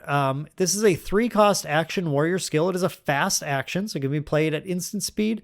This card costs 2 less to activate if your champion has attacked this turn. That means if you attack with your champion, now importantly, this can be played before the damage goes through, if that matters at all. This only pumps allies, actually. For a second, I forgot it doesn't pump your champion. So that doesn't necessarily matter, but you can attack with your champion, and then you can play this for only 1 cost to give your allies +1 power until end of turn and draw a card into your memory. So it actually, when you're playing it for 1 cost there, that's quite a deal, because then it just turns into another card that you're going to get in your hand next turn. And it pumps your team. It's a card that you play alongside things like Banner Knight, Phalanx Captain, or Arthur in order to provide lots and lots of pumps into a going wide strategy. I really think there's going to be this like going wide Lorraine, as well as potentially going wide. You can play this in a Sylvie deck too, if you find ways to attack with your champion. And I think you can go wide in Xander too, and have some, Xander's going to have an easier time attacking, and you can get some nice results with Inspiring Call. Inspiring Call also will feed into the critical effect on some of Xander's allies. So yeah, I really like this as an option in those decks, and the fact that it gets a card into your memory too just is gravy. It feels really good to play after you've attacked that turn. Invigorated Slash is a 2-cost warrior sword attack with 2 power. It has no class bonus though. So anyone can play this card, including Mage. Mage can get in there with the Invigorated Slash and deal some damage. As long as your champion has leveled up this turn, though, it gets +2 power for a total of 4. So at that point, this feels a lot like Backstab. Hang on. It's a Backstab. Remember Backstab. So this one, however, is always going to be able to be 4 damaged as long as the target is rested. Whereas Invigorated Slash only gets to be 4 damage on 3 turns of the game, which is important to keep in mind about this card. Now, those are often critical turns for attacking, right? And 3 turns of the game may sometimes be around half, maybe a little under half of the turns that you're taking in the game. Or it could be a chunk of the game, depending on how aggressive these decks end up being. It could be most of the game that you have access to this, but it'll probably depend a lot on the matchup and a lot on the metagame that develops. But if I guess the way I think about this, the more the ratio of turns of the game where you've leveled goes up. Like the fewer turns that exist in a typical game where there are turns where you haven't leveled, the higher my stocks on Invigorated Slash go, because that just makes it more consistent to be a 2 for 4 damage, which is a solid attack ratio on those turns. I'm going to point out too, the one thing I pointed out about a card in the Uncommons video, but on Clean Cut in the Uncommons video. But there is a little awkward thing about this with Lorraine decks in particular, where on Lorraine level 2, you don't really want to be Invigorated Slashing. You want to be cleaving a board when possible. And so on those turns, Invigorated Slash feels like it's not necessarily a playable card unless it's like your last ditch effort. The only attack you have, or the best attack you have that isn't a cleave attack or something. So I do think there's a little bit of clunkiness with it there too. Juggle Knives. This is a 2-cost fast action assassin range skill that has deal 1 damage to target champion and class bonus draw a card. This is a weird card. I kind of like it. I think I kind of like it, especially if you can do like poison dagger tricks and stuff. And I think if we start to see more cards, I think there's some design space here that makes Juggle Knives even better too. The more we start to see, we already saw a card that like is destroy target damaged unit, or maybe we haven't yet. Maybe that's later in this video. I can't remember now. But the more we see design space open up for doing something to a damaged unit or a damaged champion, or getting a bonus if your opponent's champion has been damaged or something, the more my stocks in this card are going to rise also. But right now for assassins and then rangers in the future, this is a fast skill that deals 1 damage and draws a card, which like it replaces itself, I guess. It can be, again, one of these like low cost plays early in the game to help you control your memory. So you're banishing your worst cards and not your best ones. And I don't mind that either. And someone's going to get a kill with juggle knives at some point, and that's going to be awesome. So I think that's really cool too. And if you get poison dagger, yeah, that's 2 damage. That's 2 damage. That's spicy. 2 damage is spicy. Kingdom Informant. So this is an ally assassin human, 2 cost, 1 power, 2 life. It has stealth and it has class bonus floating memory. This is sort of a French vanilla assassin unit. It can be played by anyone else. You just lose the floating memory. But again, this is like, boy, actually, hang on a second. Wait a second. I didn't ever do this math. Where's my Honorable Vanguard? Honorable Vanguard is a 1/2 with floating memory. Okay. So Honorable Vanguard is what you're going to play in warrior decks that are going wide. But Kingdom Informant is a strictly better Honorable Vanguard in assassin decks. Important to note that. Honorable Vanguard, by the way, was one of the earliest cards designed. It was one of the first ones we saw when the website went up before even the Kickstarter. We saw Honorable Vanguard back then, and it like hasn't changed, I think, since then. I think maybe it went down in cost actually. Kingdom Informant is maybe more of an informed design after a lot more play happened, where it also got to get stealth and had floating memory as a class bonus instead. If you're playing assassin, this is strictly better. Otherwise, floating memory is maybe better for a lot of other decks to have than random stealth. Just considering how many times like board wipes can just kill stealth units, or True Sight starts existing in people's decks. Kingdom Informant, though, solid card. And again, it makes me interested in this like assassin, maybe going wide strategy, using team buffs and criticals and just having like annoying stealth units that are tough to deal with. And once they finally do deal with this, the fact that it's floating memory is just like salt in the wound. Like, okay, now you went through all that effort to get rid of it, and now I'm just going to use it to play something next turn. That's pretty, it's a solid card though. I like this. Library Witch. Library Witch is one of the most solid commons in the game. This is one of the easiest cards you slam into a Rye deck right away. It is a 2 cost ally mage human, intercept, 0 power, 1 life. So this intercept we're not retaliating it against anything. We're just blocking damage. She is a meat shield, but she has on death draw card. She prevents damage and she draws a card. She just buys you time. She replaces herself, basically prevents damage and replaces herself. She's a time buying card that makes it harder for an attacking oriented deck to end up closing the game before you can. Great card. Really, really good to play in any deck that wants to do that, which is often Rye. Magus Disciple is an ally cleric mage human. It is a 1 power, 1 life for 2 cost. It has your champion gets +1 level always while it's in play, and then class bonus on death, draw a card. Love this card in mage decks. Just having that static +1 level is something the opponent usually doesn't want you to have, so they'll try and deal with this right away, and then it'll replace itself. So it's going to eat up one of their attacks or a removal spell or something, and then draw you a card. And sometimes having these on death draw cards can at least give you some consolation back when you have to wipe the board and remove your own allies too. Great card for mage decks. Opening Cut. Opening Cut is one of the most efficient attacks in the game. It is a 1 cost warrior sword attack, class bonus. It has 1 power and has class bonus. As long as you have exactly 1 card in your memory, Opening Cut gets +2 power. So it's an aptly named. I actually really love this. It's a confluence of design and theme that I always really love. It's called Opening Cut. It doesn't say this must be the first card you play, but it effectively says this must be the first card you play. Unless you're playing like a woodland squirrel or something and play first, but it's the only, you just put 1 card down to play it, and then you have exactly 1, so it does 3 damage instead of 1.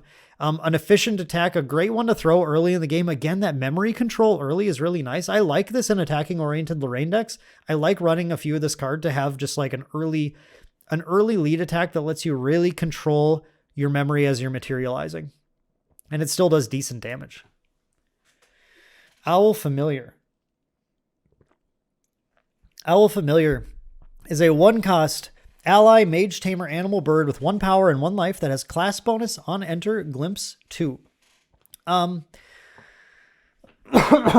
This card, boy, this card's fine. I've never been like super excited about this card. We've had this one in the index for a little while. The on enter glimpse 2 is nice, and there are some decks like win decks that can get advantage from this to like dig to certain cards a little better. But it's not, it's not like it's an ally that's doing a ton. It's easy to kill and it doesn't do a lot of damage. It's going to usually incidentally die to something, or like some like dungeon guy is just going to attack it and you're like, whatever, I just want this to get away from me now. Or a 1/2 interceptor like Honorable Vanguard is just going to like, okay, I'll block it. There's no flying. Even though it's a bird, it doesn't have flying like it might in Magic. So it's an okay card. I'm not super excited about it personally though, but that Glimpse 2 for certain decks, digging to really critical cards can be useful, and that might be important. We have a lot of cards to get through here still. Let's keep going. Peer into Mana. Oh, Peer into Mana is not a spell. Okay. Peer into Mana is an action mage skill with slow. It costs 4. It has put 2+ level enlightened counters on your champion. So whatever your champion's level is, if you're just level 3, but if you're Rai and you have a plus level from his level 3 ability, if you're like, you might be level 7, 8, something like that, then you're looking at putting 9 or 10 enlightened counters on your champion for cost 4, which then can immediately let you draw like 3 cards back. This card can get pretty solid, and it's pretty good in the just like early game buildup as well, building up to getting enough enlightened counters to be able to like play a mana limiter just to draw a card for free, or building up those enlightened counters to use Rai Mana Weaver to duplicate a spell can be really nice. And if you can get to the obscene levels using like Power Overwhelming or something, where you can get to like this to be like put 18 enlightened counters on your champion and then use another Power Overwhelming and go up like 18 more levels to the point where you're just doing insane stuff. This is the card that like enables that. This and Careful Study are two of the cards that really enable those combos. So they're cards you want to keep in mind when you're deck building. Do you play it in every Rai deck in high quantities? I'm not sure. You can play it. I think you can usually slip a few copies in, and I don't usually mind having it in the mid game when there's not too much pressure on me. And it can be pretty powerful at the end game as well. Port Smuggler is a 2-cost, 1 power, 2 life ally assassin human. It has class bonus. Port Smuggler's attacks can't be intercepted. I was talking about this a little bit in some of the other videos too. Can't be intercepted is not as good in Grand Archive as can't be blocked is in like Magic the Gathering, because not everything can block. Your opponent might not have any interceptors in play. And in that case, this is worse than Honorable Vanguard. I think it's going to be very metagame dependent, and I think as the game moves on, we're going to start to see whether or not like interceptors become more of a like standard thing everyone's going to play. But for now, they are, I think they're kind of deck dependent, and some decks will have interceptors, but just attack with them anyway because everything has haste, so they can.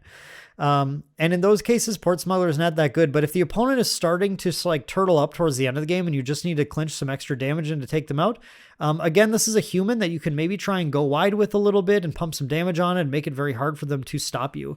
And I think that's maybe worth something. I think I'd think about this, but I want to watch how the metagame develops. Rebellious Bull. Okay, so this is a 5-cost ally tamer beast bull. It has 3 power and 4 life and has Rebellious Bull enters the field rested and Pride 3. So this is a card that has 2 drawbacks on it with a high cost. And it's asking you if the stats are worth the cost here. And in my opinion, they aren't. I would rather play the Boars with the +1 power and the Pride 5 than play the Bull, I think, personally. But again, this is like, I just don't think I really like enters the field rested in this game. It feels like a pretty strong drawback, which is also why I think Lunette is a very strong card that makes all your opponent's allies enter the field rested. And it means that you can't do anything with them the turn you play them. Unless you have more cards that are like you're gonna awaken them or something, then you're spending a whole bunch of cards to do that. It just doesn't feel worth it at that point. And I don't like giving the opponent so much ability to interact with me before I can do anything. As a competitive card game player, I think that's just not something that's something you try to avoid as much as possible. All right, Reckless Slash. Oh, the flavor text here says everything. Sometimes the simplest tactic is the most effective. Except, I don't think this is the most effective card. This is just a simple attack. It costs 2 and it does 3 damage. Opening Cut is going to be what you'd rather attack with. The advantage to Reckless Slash is that you can sequence it differently, but a lot of the time you'd just rather would open and cut anyway. It's the sequencing won't matter that much. So it's an attack you can play, but I think you'll most often just put in like Reckless. You'll put in like open and cut, or you'll put in element themed attacks instead that are stronger, things like Rending Flames, that kind of stuff. Refurbish is a 4-cost slow action warrior sword craft. Put 2 durability counters on target sword weapon you control. I like this in very, very particular decks. I think this is a solid card in the Galatine deck. I think this is a solid card in the Imbue and Frost Galahad decks. Those are decks that can really take advantage of getting lots of durability counters on swords. And using this to put more durability on a really strong sword like Sealed Blade also seems pretty solid to me.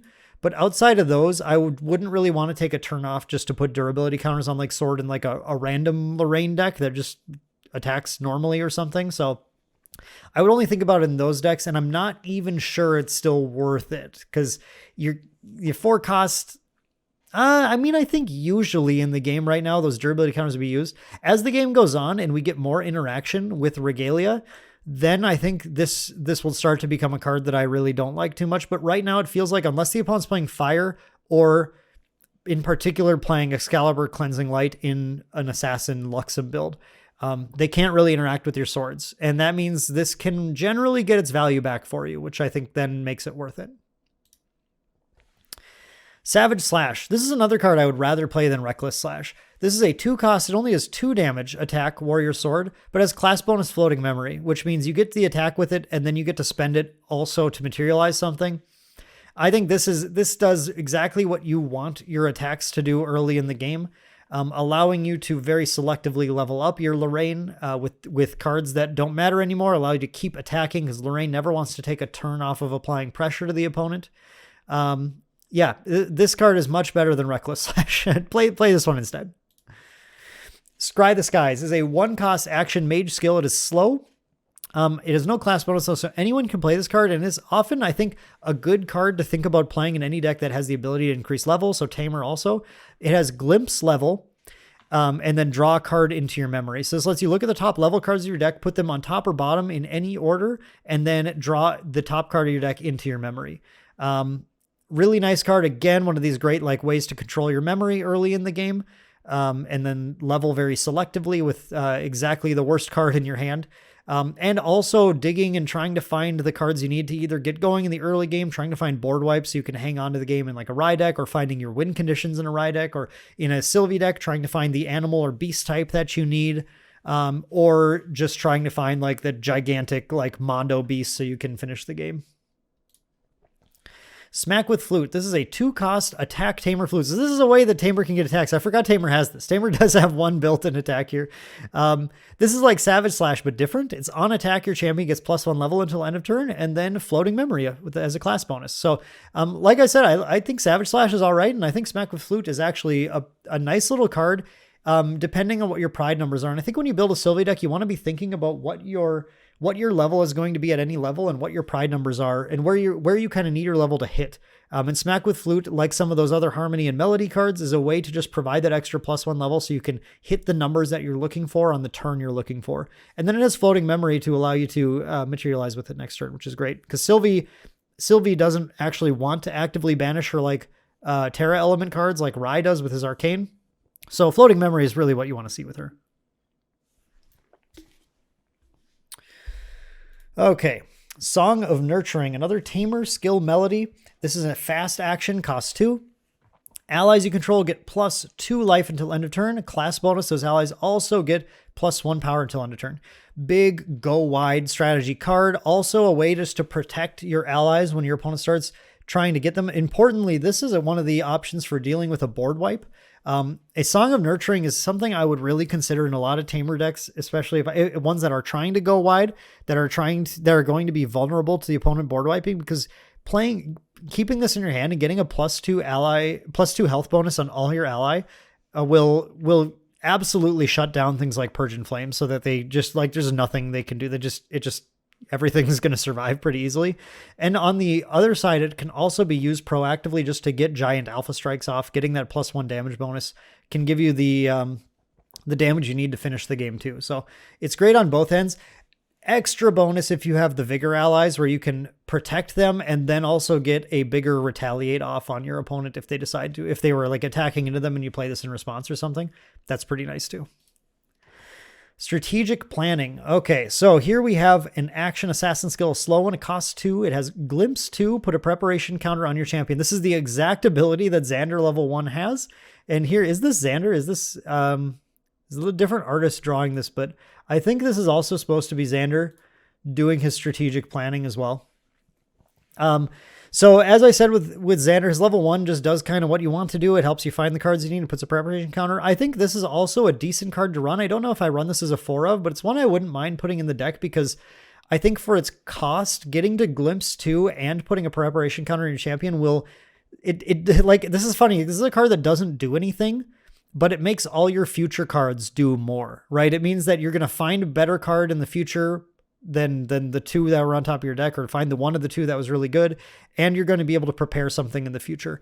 And for 2 cost, I kind of feel like that's worth it, mostly because I can use it in the early game to control memory as I'm advancing levels or materializing other things, which is, I think, really good too. Sudden Steel. Now, I like this attack quite a bit. This attack has proven to be a pretty potent one. Now, again, there are other element attacks that are stronger, like Fire Element it might not even need to run this because it has too many other like really juicy. Devastating Blow and Rending Flames are just so strong. But this is an efficiency 6 cost attack that does 5 damage, which means that in most like Lorraine decks, when you get to level 3, this is going to be a 3 cost for 5, which is pretty potent. And I think a lot of the time, until people are more used to the game, people just aren't expecting attacks to be like base 5 and then stack up from there. When you get to, if you're using Crux Knight Lorraine and you can get like another +3 on top of that, and you get to use a weapon to add another like +2 on top of that, suddenly this is like a 10 damage attack. And we didn't even have to do like crazy coup de grace stuff. It just did a bunch of damage. So I think some elements won't care about this, but I think elements that are missing other strong attacks, like I feel like Water might actually want to play this just because it does, some of its other attacks are more focused on being kind of like Restorative Slash is more like a healing thing and stuff. And it needs these ways to just have like big haymakery attacks sometimes. Training Session. This is a 2 cost Tamer Warrior skill action. That's slow, and it's put a buff counter on target ally you control. So this is 2 cost, put a buff counter on something. I think this is fine, but I think there's probably too many ways where this doesn't get you above a threshold where that's really important to like save you from dying to removal spells, or your opponent should play something like destroy target champion or return the champion to your hand, and then that just negated the card entirely. Where like, I don't actually like this card too much. I think this card's kind of weak. Trusty Steed. Here we have an ally Tamer Animal Horse. It is a 4 cost with 1 power and 3 life, which aren't great stats for the cost. Has on enter, another target ally you control gets +2 power until end of turn. Now, as much as I want to say you play this with your critical allies and assassin, and then you have them ride the horse in and do like super critical damage, all the critical allies are just critical ones. So if you start to make your critical numbers too insane, your opponent's like, okay, fine, I'll just like discard a card. And you're like, oh, okay, you got me then. So I can see this in Tamer maybe, but I just can't get over that. Like the cost is kind of high, and the effect is contingent on you having another target ally that also survives attacking in that turn. As soon as you start stacking this stuff on, some decks just can play like fast speed removal that just like gets rid of it, and then you're left with a 4 cost 1/3, which isn't too exciting. Now, I think maybe Wind Tamer that uses like some suppressed stuff too to like get to reuse Trusty Seed. Then I start liking that a little bit more. That starts to feel a little more powerful to me, but I don't know. Unless you can set that stuff up, I'm not sure I really like Trusty Steed here. And maybe you just save it for the Path of Silver Collector's event instead. Veteran Soldier. This is a 5 cost, 2 power, 3 life ally warrior human with floating memory. I think this card isn't great. It's a card. The stats are kind of bigger for 5 cost, but like not, I don't know. I feel like once you get to like higher toughness, once you get beyond like 2 toughness, it's all just kind of like, it's just going to die to a lot of removal spells. It's like, I feel like the gap is between 2 and 5. It's like once you get to 5 toughness, then you're out of the way of focused flames and things like that. But 3 and 4 toughness feel about equal to me as far as like what kind of removal spells look the most playable right now.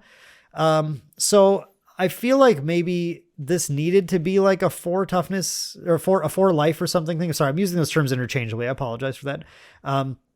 And the floating memory though, the floating memory is nice, but I just feel like I often don't want to, in all the games we play with like demo decks, 5 costs Veteran Soldier has just been so expensive to play where it just felt like there have been better plays usually when it's only pushing 2 damage and it's fairly easy to take out. So I'm not a huge fan of it.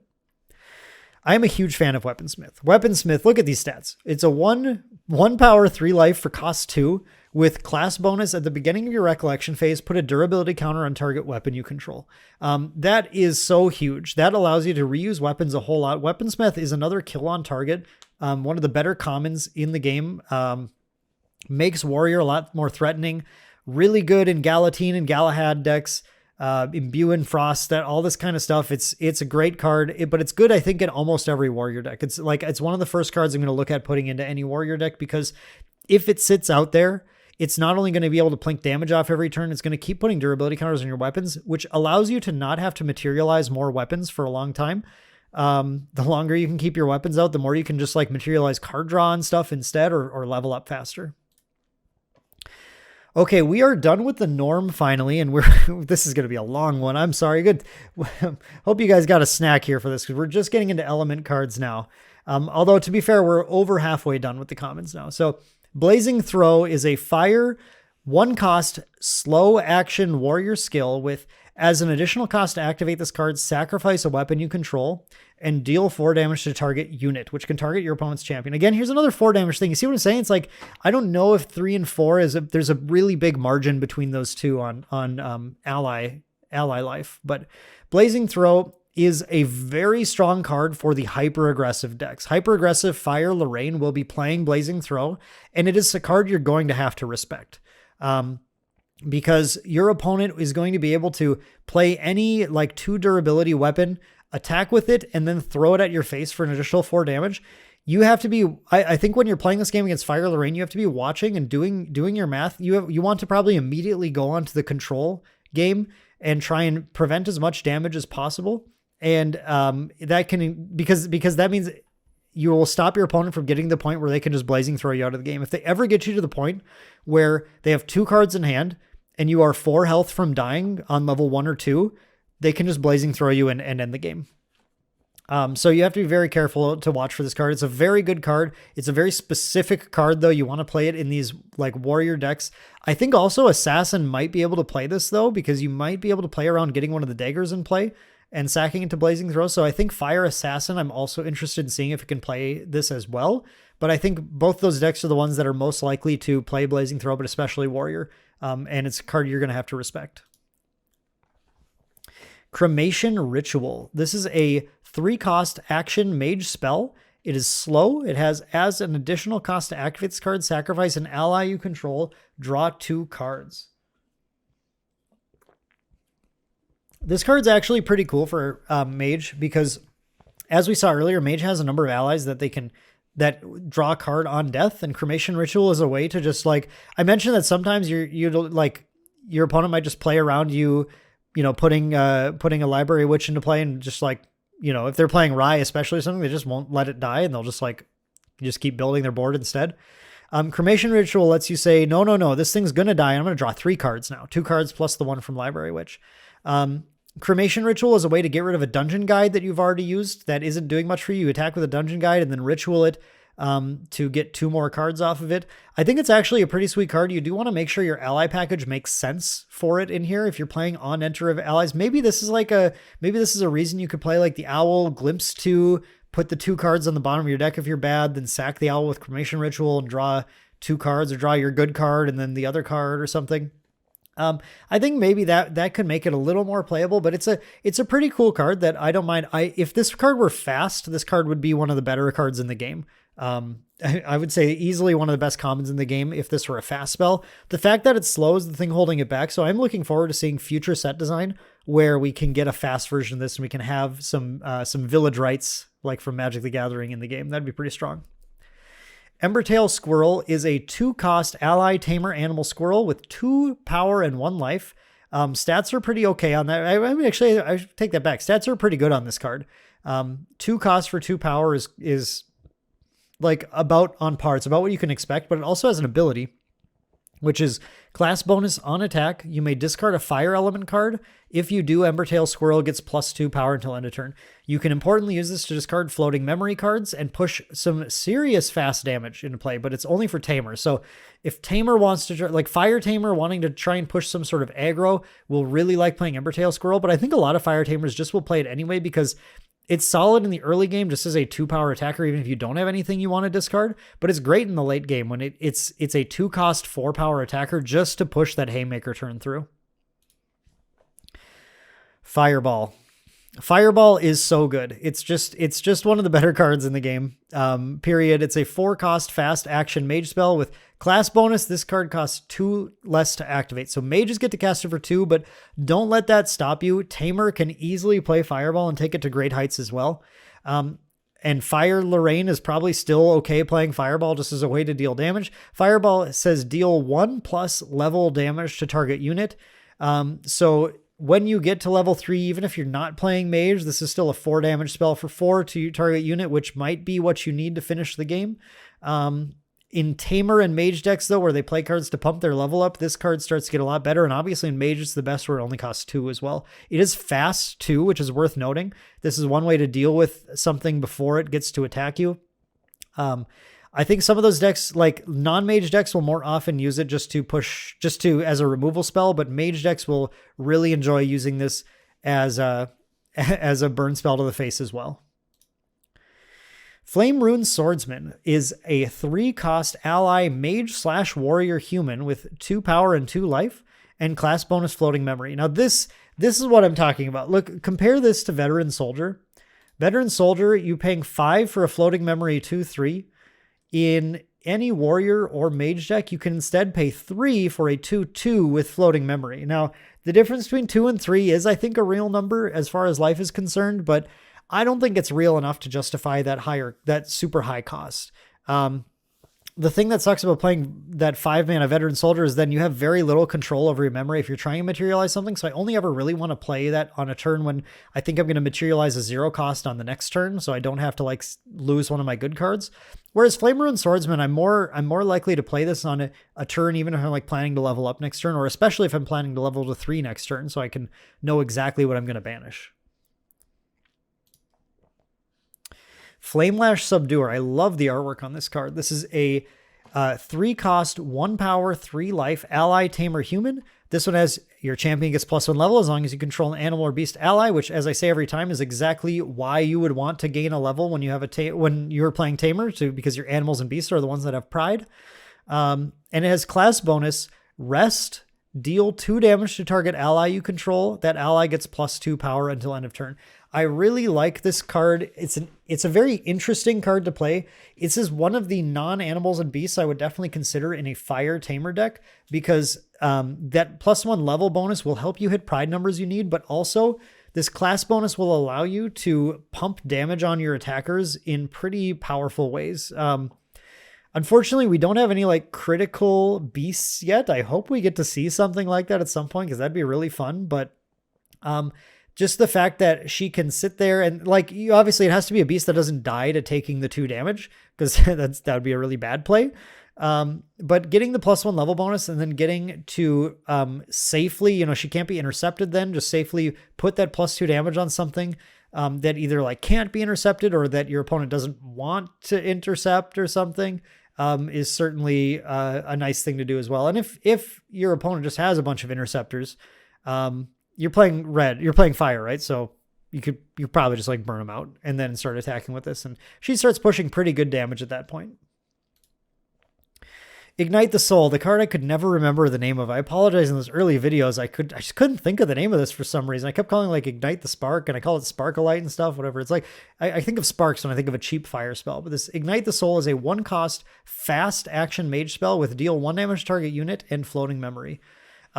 I like this card for its floating memory alone, but that 1 damage to target unit actually can be pretty nice just for like combining with an attack from like a Flame Ruined Swordsman or something to get rid of a 3-life creature, a 3-life ally, or in a worst case scenario, you just like plink your opponent for 1. If you've already hit Rise level 2, you can use this on their turn to deal 1 damage to them, get an Enlighten counter from Rise level 2 ability, and then floating memory at the next turn to materialize something. That's not bad at all. This is honestly a great little card.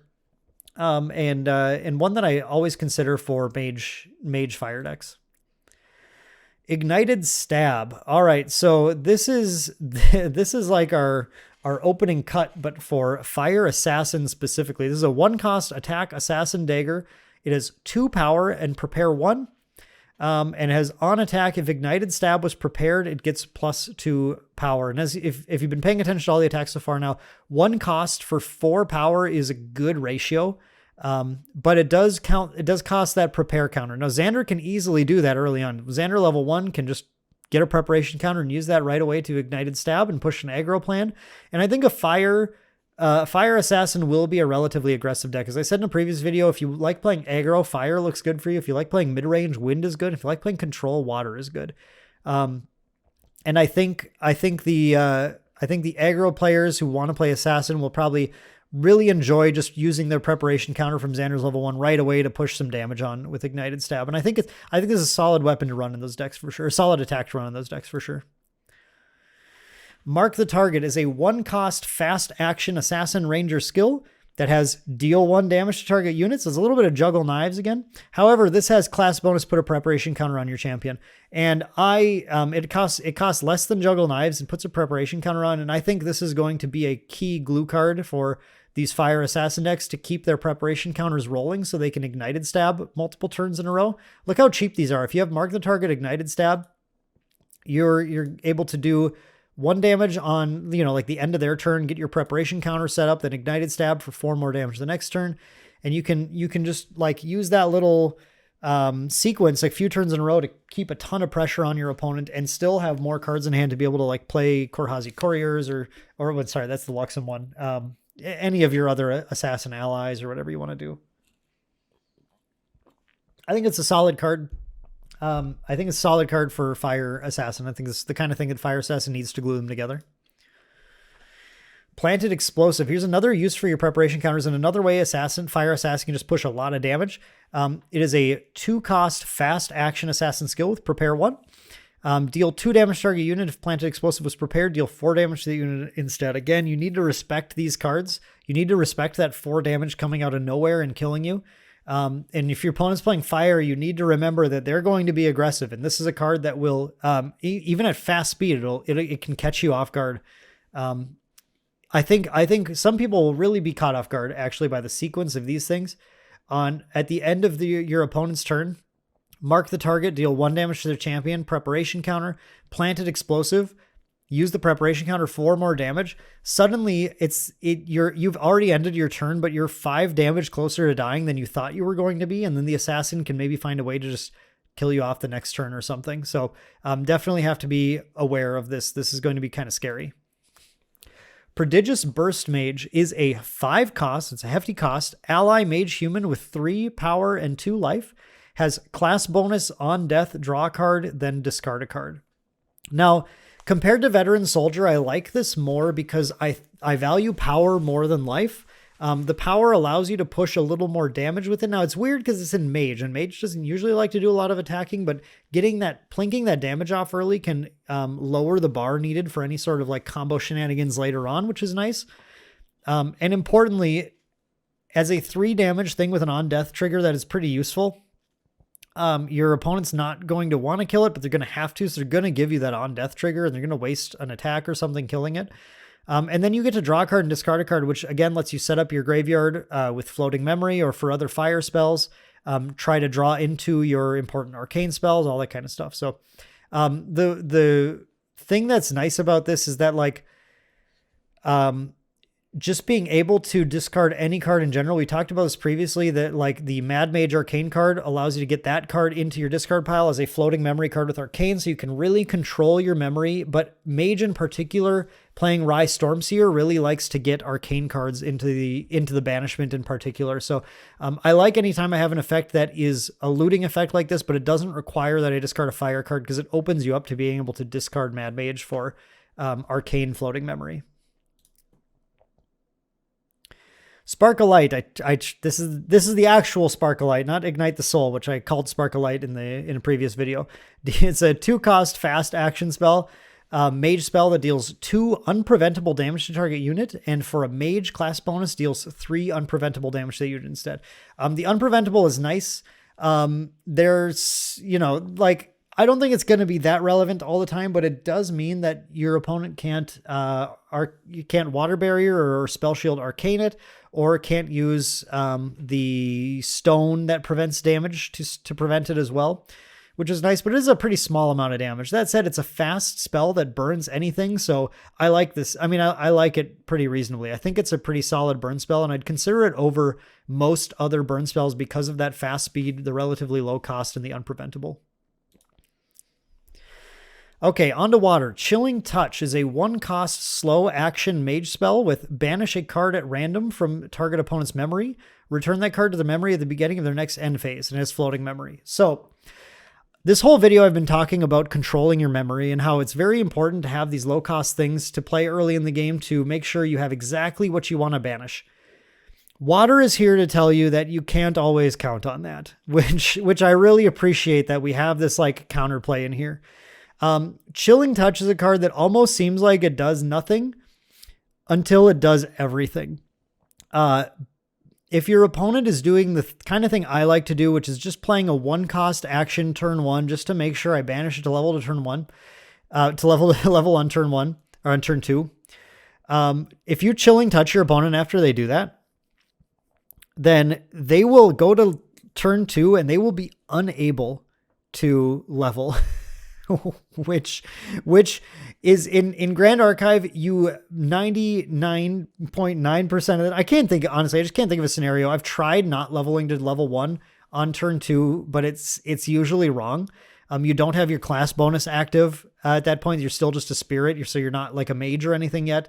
And your health is so low, you're putting yourself at risk of dying.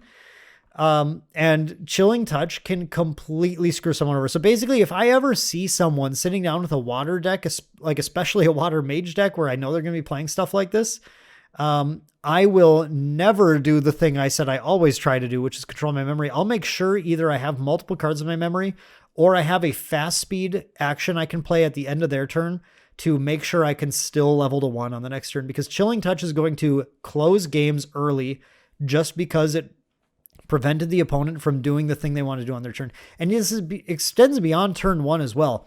This can banish card, like the 3rd card in someone's memory when they were planning to level to 3 the next turn, and they may leave them unable to do that. And it's just, that alone is really nice. And then it has floating memory. So I like this card a lot. I think this is where Water Mage is going to be one of the most powerful, and I think Water Assassin too, actually. A particular controlling Water Assassin deck may also really like playing Chilling Touch. I'm not sure if Water Warrior or Water Tamer may play it. It's possible because it's not a class bonus card at all. But those decks are the ones I peg as being the most disruptive and having the most kind of like tempo-oriented play. And I think Chilling Touch coming out of those decks will feel pretty rough on you. Deep Sea Beast Bonder is another card in our little Beast Bonder cycle. The other one was like weirdly, it was an uncommon. Well, these ones are common. The fire one was uncommon. The water and wind ones are commons. Deep Sea Beast Bonder, very similar to the last one. It's a 4-cost, 1 power, 4 life with your champion gets +1 level as long as you control animal or beast allies. So it helps hit your pride numbers, and it has floating memory. Stats are all right for what it does. The level thing is a nice bonus, and the floating memory is there when they finally deal with the level thing. It's a lot like Magus Disciple in that it just gives you that level bonus until your opponent decides it doesn't, but then it rewards you a little bit for your opponent deciding that it doesn't. However, it's a lot harder to deal with than a Magus Disciple, which is nice. If you want that level bonus and if you can still walk that tightrope of managing your beasts and animals, you can play it in your Water Tamer deck. Speaking of your Water Tamer deck, Dewdrop Hares is a 2-cost, 1 power, 3 life ally tamer animal rabbit with class bonus floating memory. It's an animal. It has some stats. It has that water. You know, water, again, we has this high toughness or high life thing, and has that melody that allows your all your allies to attack using their life as their power. So that's where Dewdrop Hares, actually, if Dewdrop Hares is attacking as a 3/3, that's a really good card at that point. So I like this. This reminds me of Honorable Vanguard. It's a card the opponent doesn't want to do anything about, but it's actually stronger. Again, it's like a strictly better Honorable Vanguard for Tamer, because Tamer doesn't want humans. Tamer wants animals. And it has floating memory, but it has better stats as well. So Dewdrop Hares is very solid, I think, for the Water Tamer deck. Drown Cut. Here is our assassin attack. I mentioned in the last video, assassins' water attacks are just a little bit on the weaker end of things, and a lot of water attacks in general are more focused on like floating memory and stuff. So this one is a 1-cost, 2-power attack. It can't do any more than 2 power unless you stack weapons or other buffs on it, but it has floating memory. And as I mentioned with the other floating memory attack, let's see. Nope, not this one. Savage Slash. This one was a 2-cost, 2-power floating memory. This is a 1-cost, 2-power floating memory. And that's solid. It's a solid attack to run. If you're playing Assassin, this is a way to just keep your attacks flowing early in the game and then materialize things with them later, which is great. So great card for that deck. Freeze Stiff, a 3-cost fast action mage spell with rest up to 2 target allies. If either of those allies are attacking, end the combat phase. So this is class bonus. Those allies don't wake up during their controller's next wake up phase. This is a pure tempo card. It has gorgeous artwork of Merlin freezing everything. I love this art. I want to see it in more places. And this is a card that just stops your opponent from punching in at you that turn in a very decisive way, and the next turn as well if it's played in mage. I mean, anyone can play this. An assassin can play this just to rest allies to be able to like punch them later or something. But if mage plays it, it also makes the allies not wake up during their controller's next wake up phase. A lot of card games that have this like tap to attack thing, it's always a confusing thing for players to like, they try and like tap an ally that's attacking, but the attack's already declared, so it doesn't end. In this case, it actually works the way you want it to. If you target an ally that's already in the combat phase, which is great because it lets you spring this on your opponent a little bit, then that ends that combat phase and rests a second ally as well. And it's important to note something too, because I haven't been pointing this out at all when it's been relevant, but the super rare Nimue for mage that says anytime you activate an action that targets an ally, destroy that ally. That will cause Freeze Stiff to be a 3-cost fast action that says destroy 2 target allies, which is very strong. Again, I think that's where Water Mage can really make up some ground as well. Freezing Hail. I love this like Water Mage getting a little bit of direct damage too, but this isn't even a mage focus spell. This is just water having some direct damage, which is kind of neat. It's a 2-cost fast action mage spell with deal 2 damage to target unit. That unit doesn't wake up during its controller's next wake up phase. Now, it doesn't rest the unit, but if it's already rested, then it won't wake up. And I can actually, I think I would throw this right into Water Assassin as well, because it can target the face. It can target a unit just to control the game.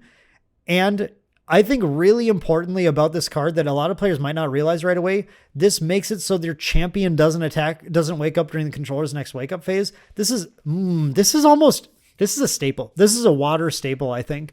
I think this is a water staple card because if you face any aggressive like Lorraine or Xander deck or something, this is going to really slow down their ability to deal damage to you. Or you can just use it to control your opponent's allies instead. But Freezing Hail, this is a great card. Very good card. Give Bath is a 2-cost fast action tamer skill with remove all temporary damage from target ally and class bonus floating memory.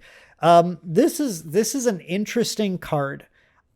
very specific use, very adorable artwork, but very specific use on this card, which is your opponent has to be like combining damage sources to kill an ally. So like attacking with something and then pinging it with Ignite the Soul or something in order to kill it. And then you can, in response, give it a bath to remove the damage that was dealt to it earlier so that it just takes the damage from whatever is currently pending to deal damage to it. You can't use this to save something that has the damage on it, as far as I understand, but I will update the comment below if someone corrects me on that. If it's just like a single source, it's like, there's like 5 damage being dealt to a 2 life ally. You can't like give it a bath after it takes the damage, because I believe it works exactly the same as Magic. As soon as opportunity is passed, then we're going to check state-based actions and remove any, destroy any allies that have lethal damage on them before anyone has an opportunity to cast a spell or to activate an action. So yeah, I mean, this very specific, it's good that it has floating memory, because if it didn't, I would say this is an unplayable card, but as it is, I think it's just a very specific use. Now, for what it's worth, Tamer has gigantic, especially in water, Tamer has gigantic allies with gigantic butts. So they will often probably take, like a sequence of things for a lot of decks to deal with, and that's where it becomes more useful. So maybe this is better than I'm giving it credit for, specifically just in Water Tamer, but it feels kind of niche to me. Glacial Guidance is a 1-cost fast action mage spell with rest target ally. If that ally is attacking, end the combat phase, and then class bonus, put an enlighten counter on your champion. So definitely great in Water Mage, just for the ability to like rack up those enlighten counters a little bit. You know what? I missed something kind of interesting here too about this ruling here. So this says when the combat phase ends, it causes all other effects on the stack to be removed. This includes triggered effects as well as activated cards, and cards removed from the stack this way are banished. So this has an interesting effect on things, because if you attack, if your opponent attacks you with something that has an on attack trigger, you can actually activate Glacial Guidance or Freeze Stiff from before. Rest that ally, which already probably will be rested, and then you will end the combat phase before that trigger gets to resolve. Likewise, if your opponent during the combat phase casts a spell like the pump spell, what's it called? Inspiring Call, something like this. If your opponent activates this in the fast speed action after they've declared an attack, you can actually use not Imbued Frost. You can use Glacial Guidance, rest the ally, and then end that combat phase, and then the Inspiring Call on the stack will actually just not resolve. It'll be negated and be banished instead. And you can completely counter the spell that way. So that makes this card very, very potent, I think, in particular scenarios, but just kind of relatively useful in other ones.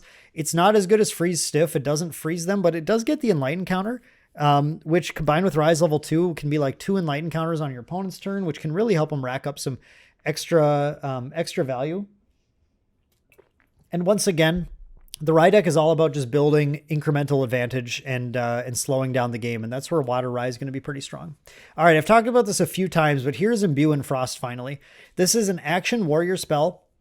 It is a slow action with cost 3, and it says target sword weapon you control gets +2 power until end of turn and has floating memory. So really what you want to do with this is power up a sword that you're going to be able to attack with as many times as possible, whether that's through getting Lorraine to level 3 and using Crux spells to awaken her, or using Dungeon Guide to get to level 3 to untap your Lorraine and attack again, or whether it's using Galahad to attack with a sword separately. Again, this is really great with the Sealed Blade, because this has a lot of durability.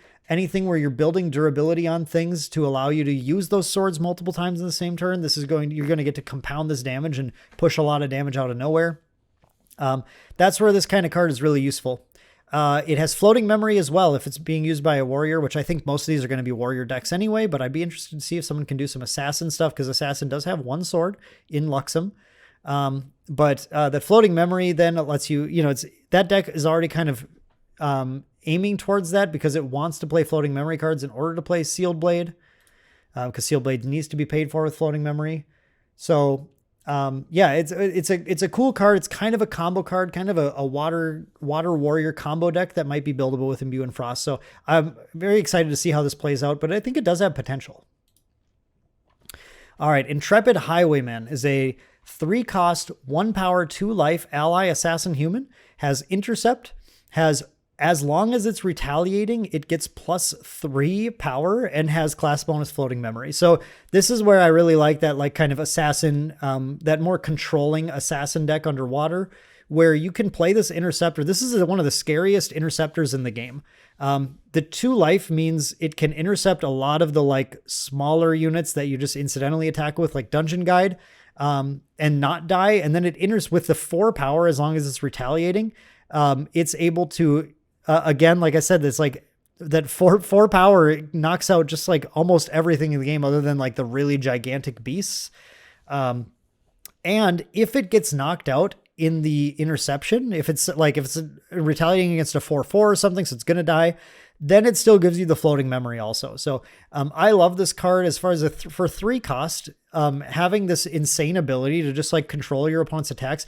Not to mention, if your opponent tries to attack you with their champion, you can block it with this and retaliate to deal 4 damage back to them. Again, like getting those 4 damage pings out of nowhere on their turn can really close the gap and put them in a danger zone very quickly. So I think this is a great card for Water Assassin. This is gonna be one of the things you're most afraid of seeing when your opponent's playing Water Assassin. If you're playing a deck that attacks at all. If you're playing Rye, you're like, whatever. I don't really care then. Mistbound Watcher is a 2-cost ally mage spirit. It has 0 power and 3 life. And as class bonus at the beginning of your end phase, put an enlighten counter on your champion. Now, again, this is another card which really makes me like that controlling water mage deck. I would immediately slam 4 of this into that deck. Your opponent's going to want to use things to get rid of this right away. They don't want this thing to exist. They're going to want to attack it because every end phase you get an additional enlighten counter.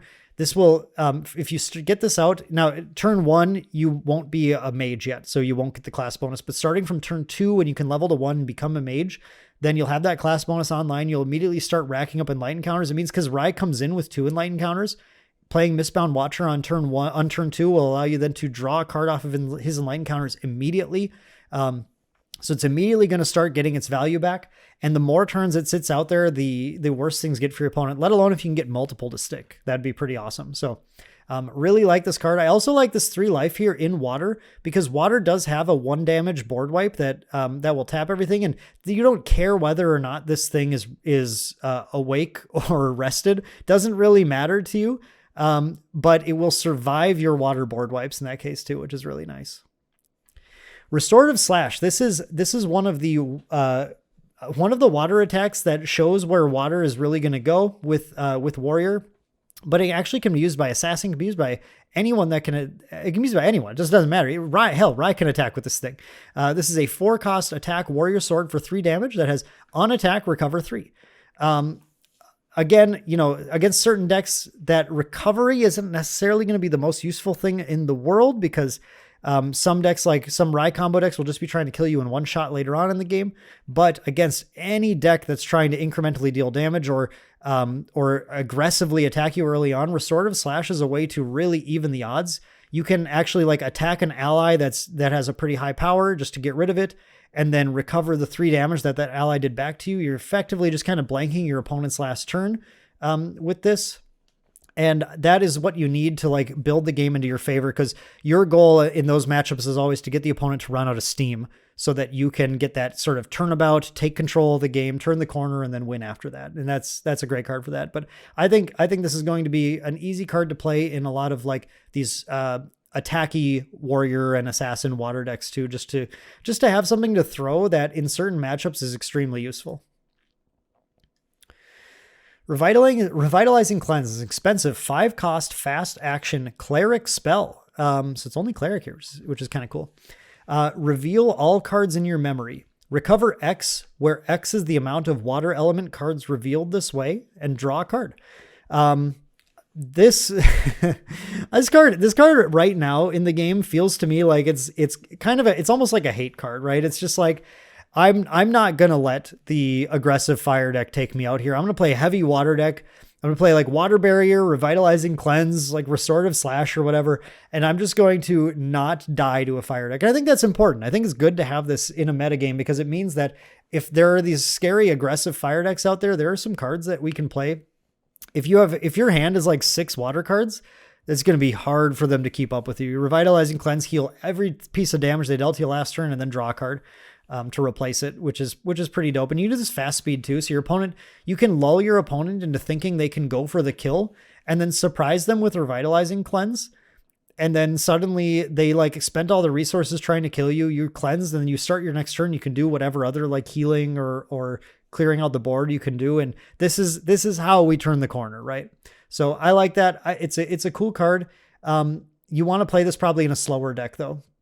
But you're playing water, so you likely are a slower deck. Seafaring Mercenary is a 3-cost, 1 power, 4 life, ally warrior human, class bonus for warrior. It gets floating memory. Again, water's just full of these like floating memory effects.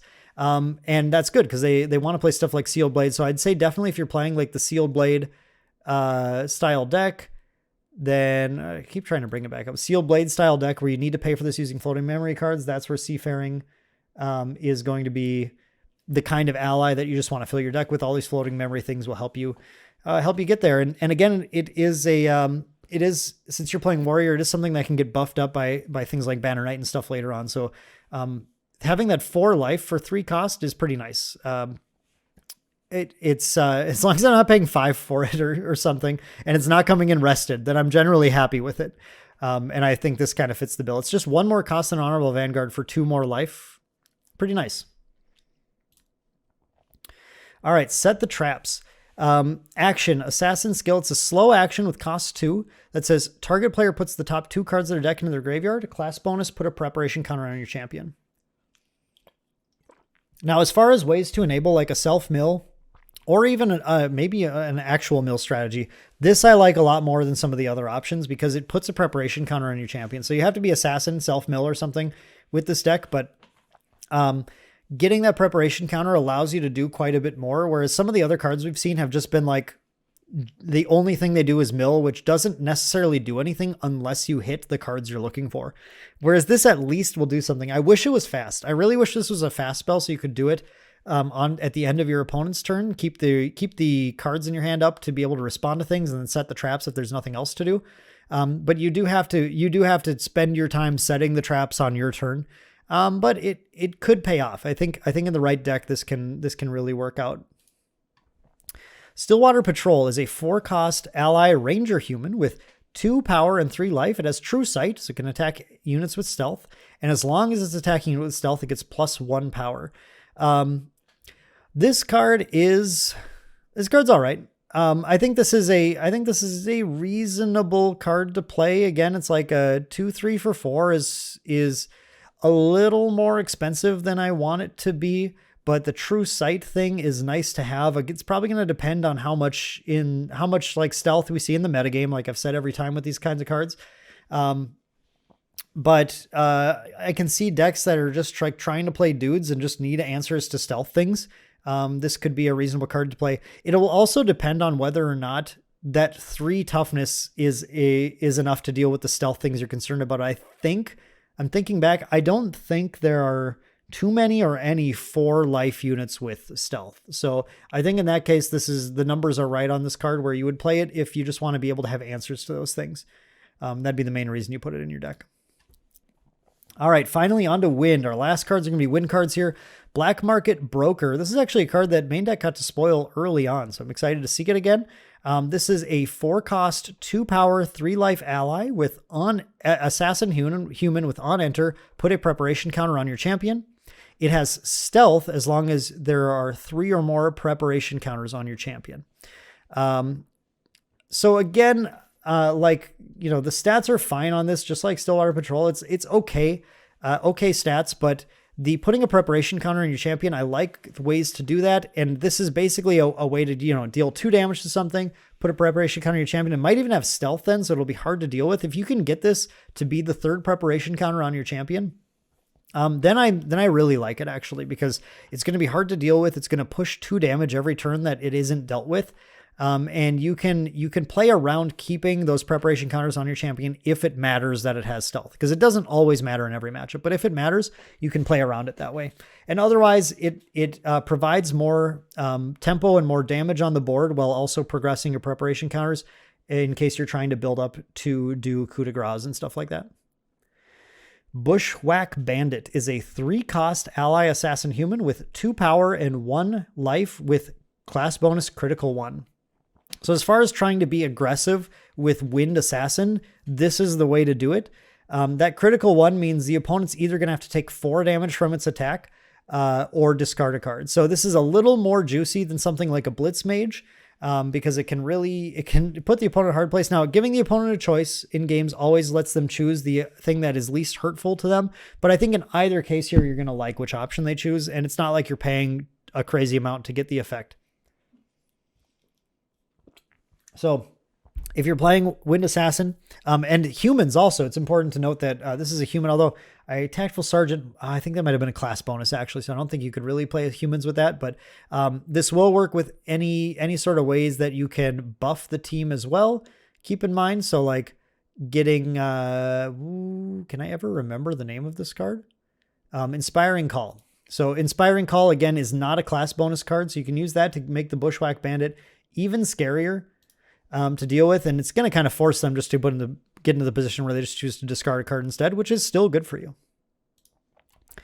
Channel the Wind is a 2-cost slow mage spell with put an Enlighten counter on your champion and then Floating Memory.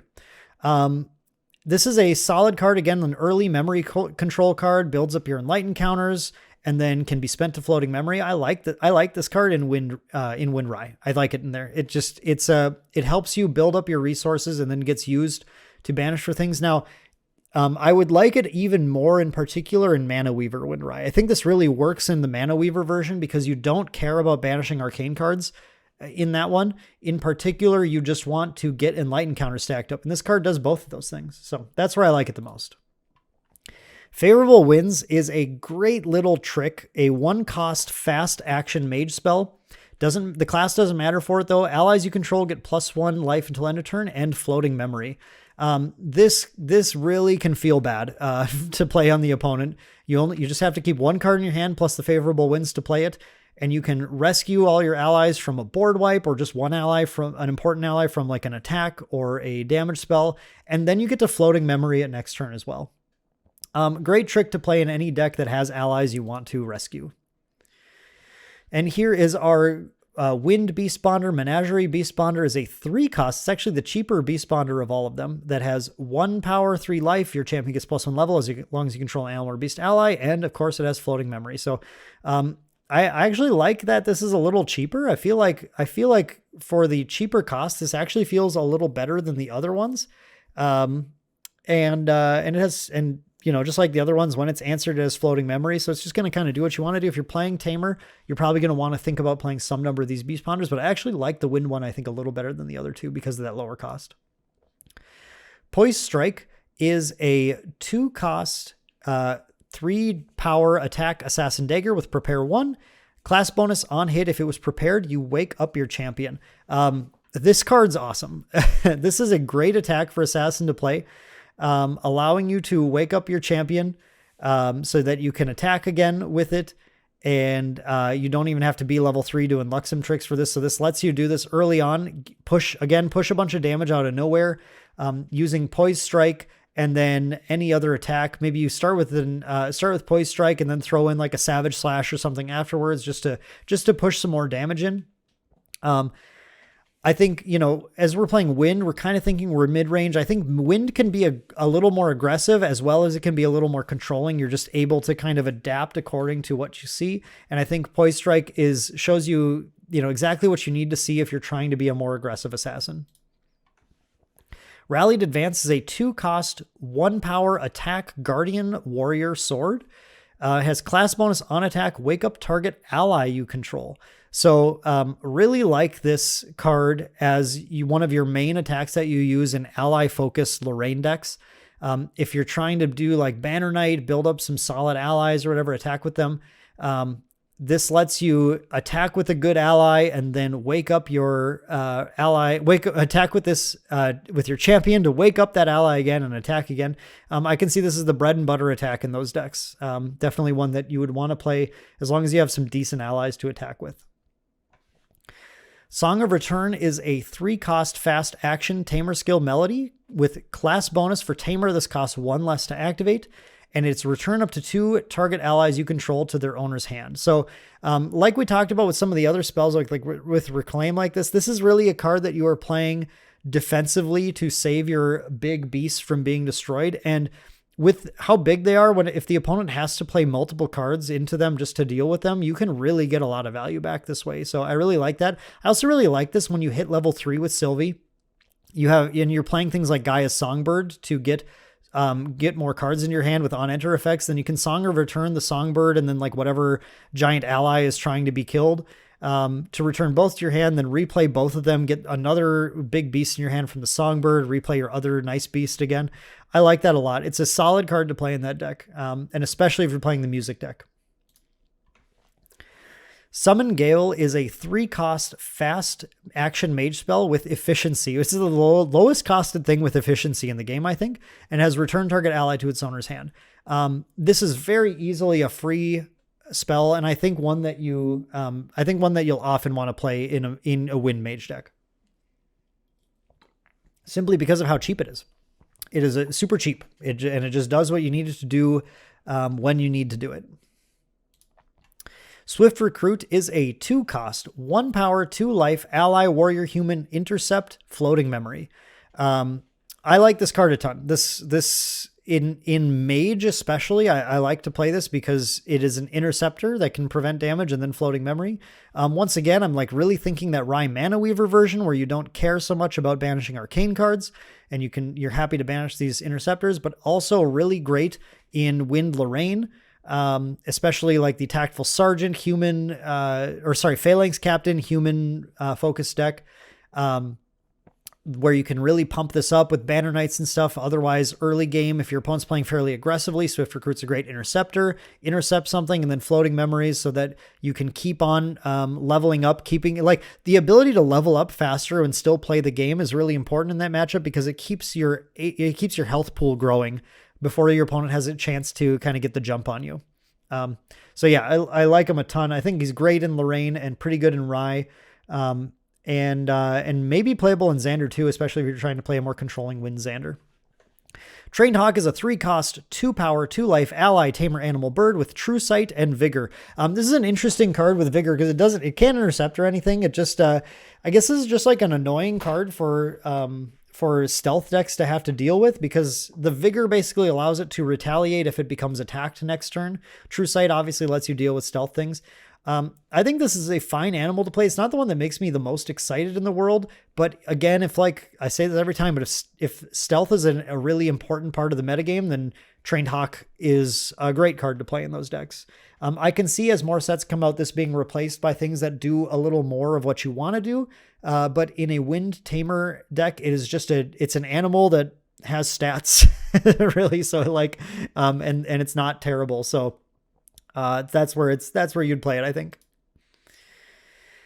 Veiling Breeze. This is a 1-cost fast action assassin spell reaction that says reveal any amount of wind element cards from your memory until end of turn. Whenever damage would be dealt to your champion, prevent an amount of that damage equal to the amount of cards revealed this way.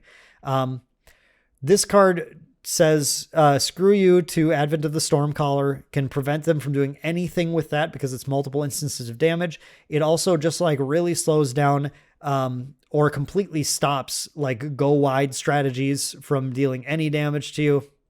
I can see this being played if the metagame's developing and those are prominent strategies. Veiling Breeze is going to be one of the things that just completely shuts those down. And I can see people shoving a few in their deck for that no matter what. So, yeah, this is a pretty sweet little reaction card. It's very cheap to play too. Wilderness Harpist is one of the cards that really pushes you into playing the music engine in Wind in particular. It's a 2-cost ally tamer human with 0 power and 2 life, has class bonus stealth. So this is like hard to deal with in a Tamer deck, and says whenever you activate a Harmony or Melody card, your champion gets +1 level until end of turn. This is how you're going to get to that massive Pride amount, Pride 8 or Pride 10 or what I think is Pride 10 in Virtus. That Pride 10 that you need to be able to attack with Virtus and destroy your opponent the turn you play it. So this, I mean, I can see that being the particular build where Wilderness Harpist is the best. If you're playing the music engine, you're in Wind, you're playing Wilderness Harpist, though I just can't imagine you wouldn't. And then it's going to unlock all your really sweet Pride attacks early on in the game. And you're going to be a happy person with that card. Definitely. Wind Cutter, 2 cost, 1 power attack Ranger Warrior Sword with class bonus. It gets +1 power. So it's actually a 2 power attack. For 2, which like isn't great, but it has on hit, reveal a card at random from your memory. If that card is a wind element, put Wind Cutter into your memory. And that's where it's awesome. Wind Cutter allows you to attack and get those value back. Again, like green, sorry, I should say wind. Wind is really showing us that it's the mid-range value engine element. And this card just gives you value. It's basically a free attack. Then it just goes back to your memory, and you can do that every single turn. As long as you have 3 wind cards in your hand, you're guaranteed to reveal a wind every time you use this. If you want to set it up that way, and you can keep getting those attacks in while progressing your board in other ways. And that's just what you want to do. You want to keep that tempo on the opponent in Warrior. I'm interested to see how Ranger uses it as well. Windrider Vanguard is a 3 cost, 2 power, 3 health, ally Guardian Warrior Human with class bonus Vigor. The stats are good. This is just a 3 cost for those stats is very solid. And then it gets Vigor as well. So it's kind of annoying to try to deal with also. So if you're playing like the humans go wide warrior strategy, this is a card you're going to slam in because it's a wind element card that works with everything. It just kind of has all the numbers and all the colors on it are just right. It just does what you need it to do. Which is great. It's a solid card. Windstream Mutt is a 3 cost, 2 power, 2 life ally tamer animal dog with class bonus on enter. Reveal a card at random from your memory. If that card is wind element, choose another ally you control and put a buff counter on it. Really like this card in Tamer. This is the kind of animal that you want to see pretty early on. Not the first one you want to see because it has to put the buff counter on another ally you control. But if you can put out like a Pride Beast right away or something, and then play a Windstream Mutt the next turn. So you have your animal and your beast set up for Sylvie going to level 3, and then the Windstream Mutt, as long as you have enough wind cards in your deck, has a pretty good chance of revealing a wind element card and then putting another buff counter on the beast. So you can, they just kind of compound that way, and you have a number of like annoying annoying allies out there, and then you get to draw cards and you're level to 2, and your opponent's got to deal with all this stuff. So this is a really great animal for Tamer to have. And Zephyr Assistant is our final card that we're showing off here. This is a 2 cost, 1 power, 1 life ally mage human with on enter.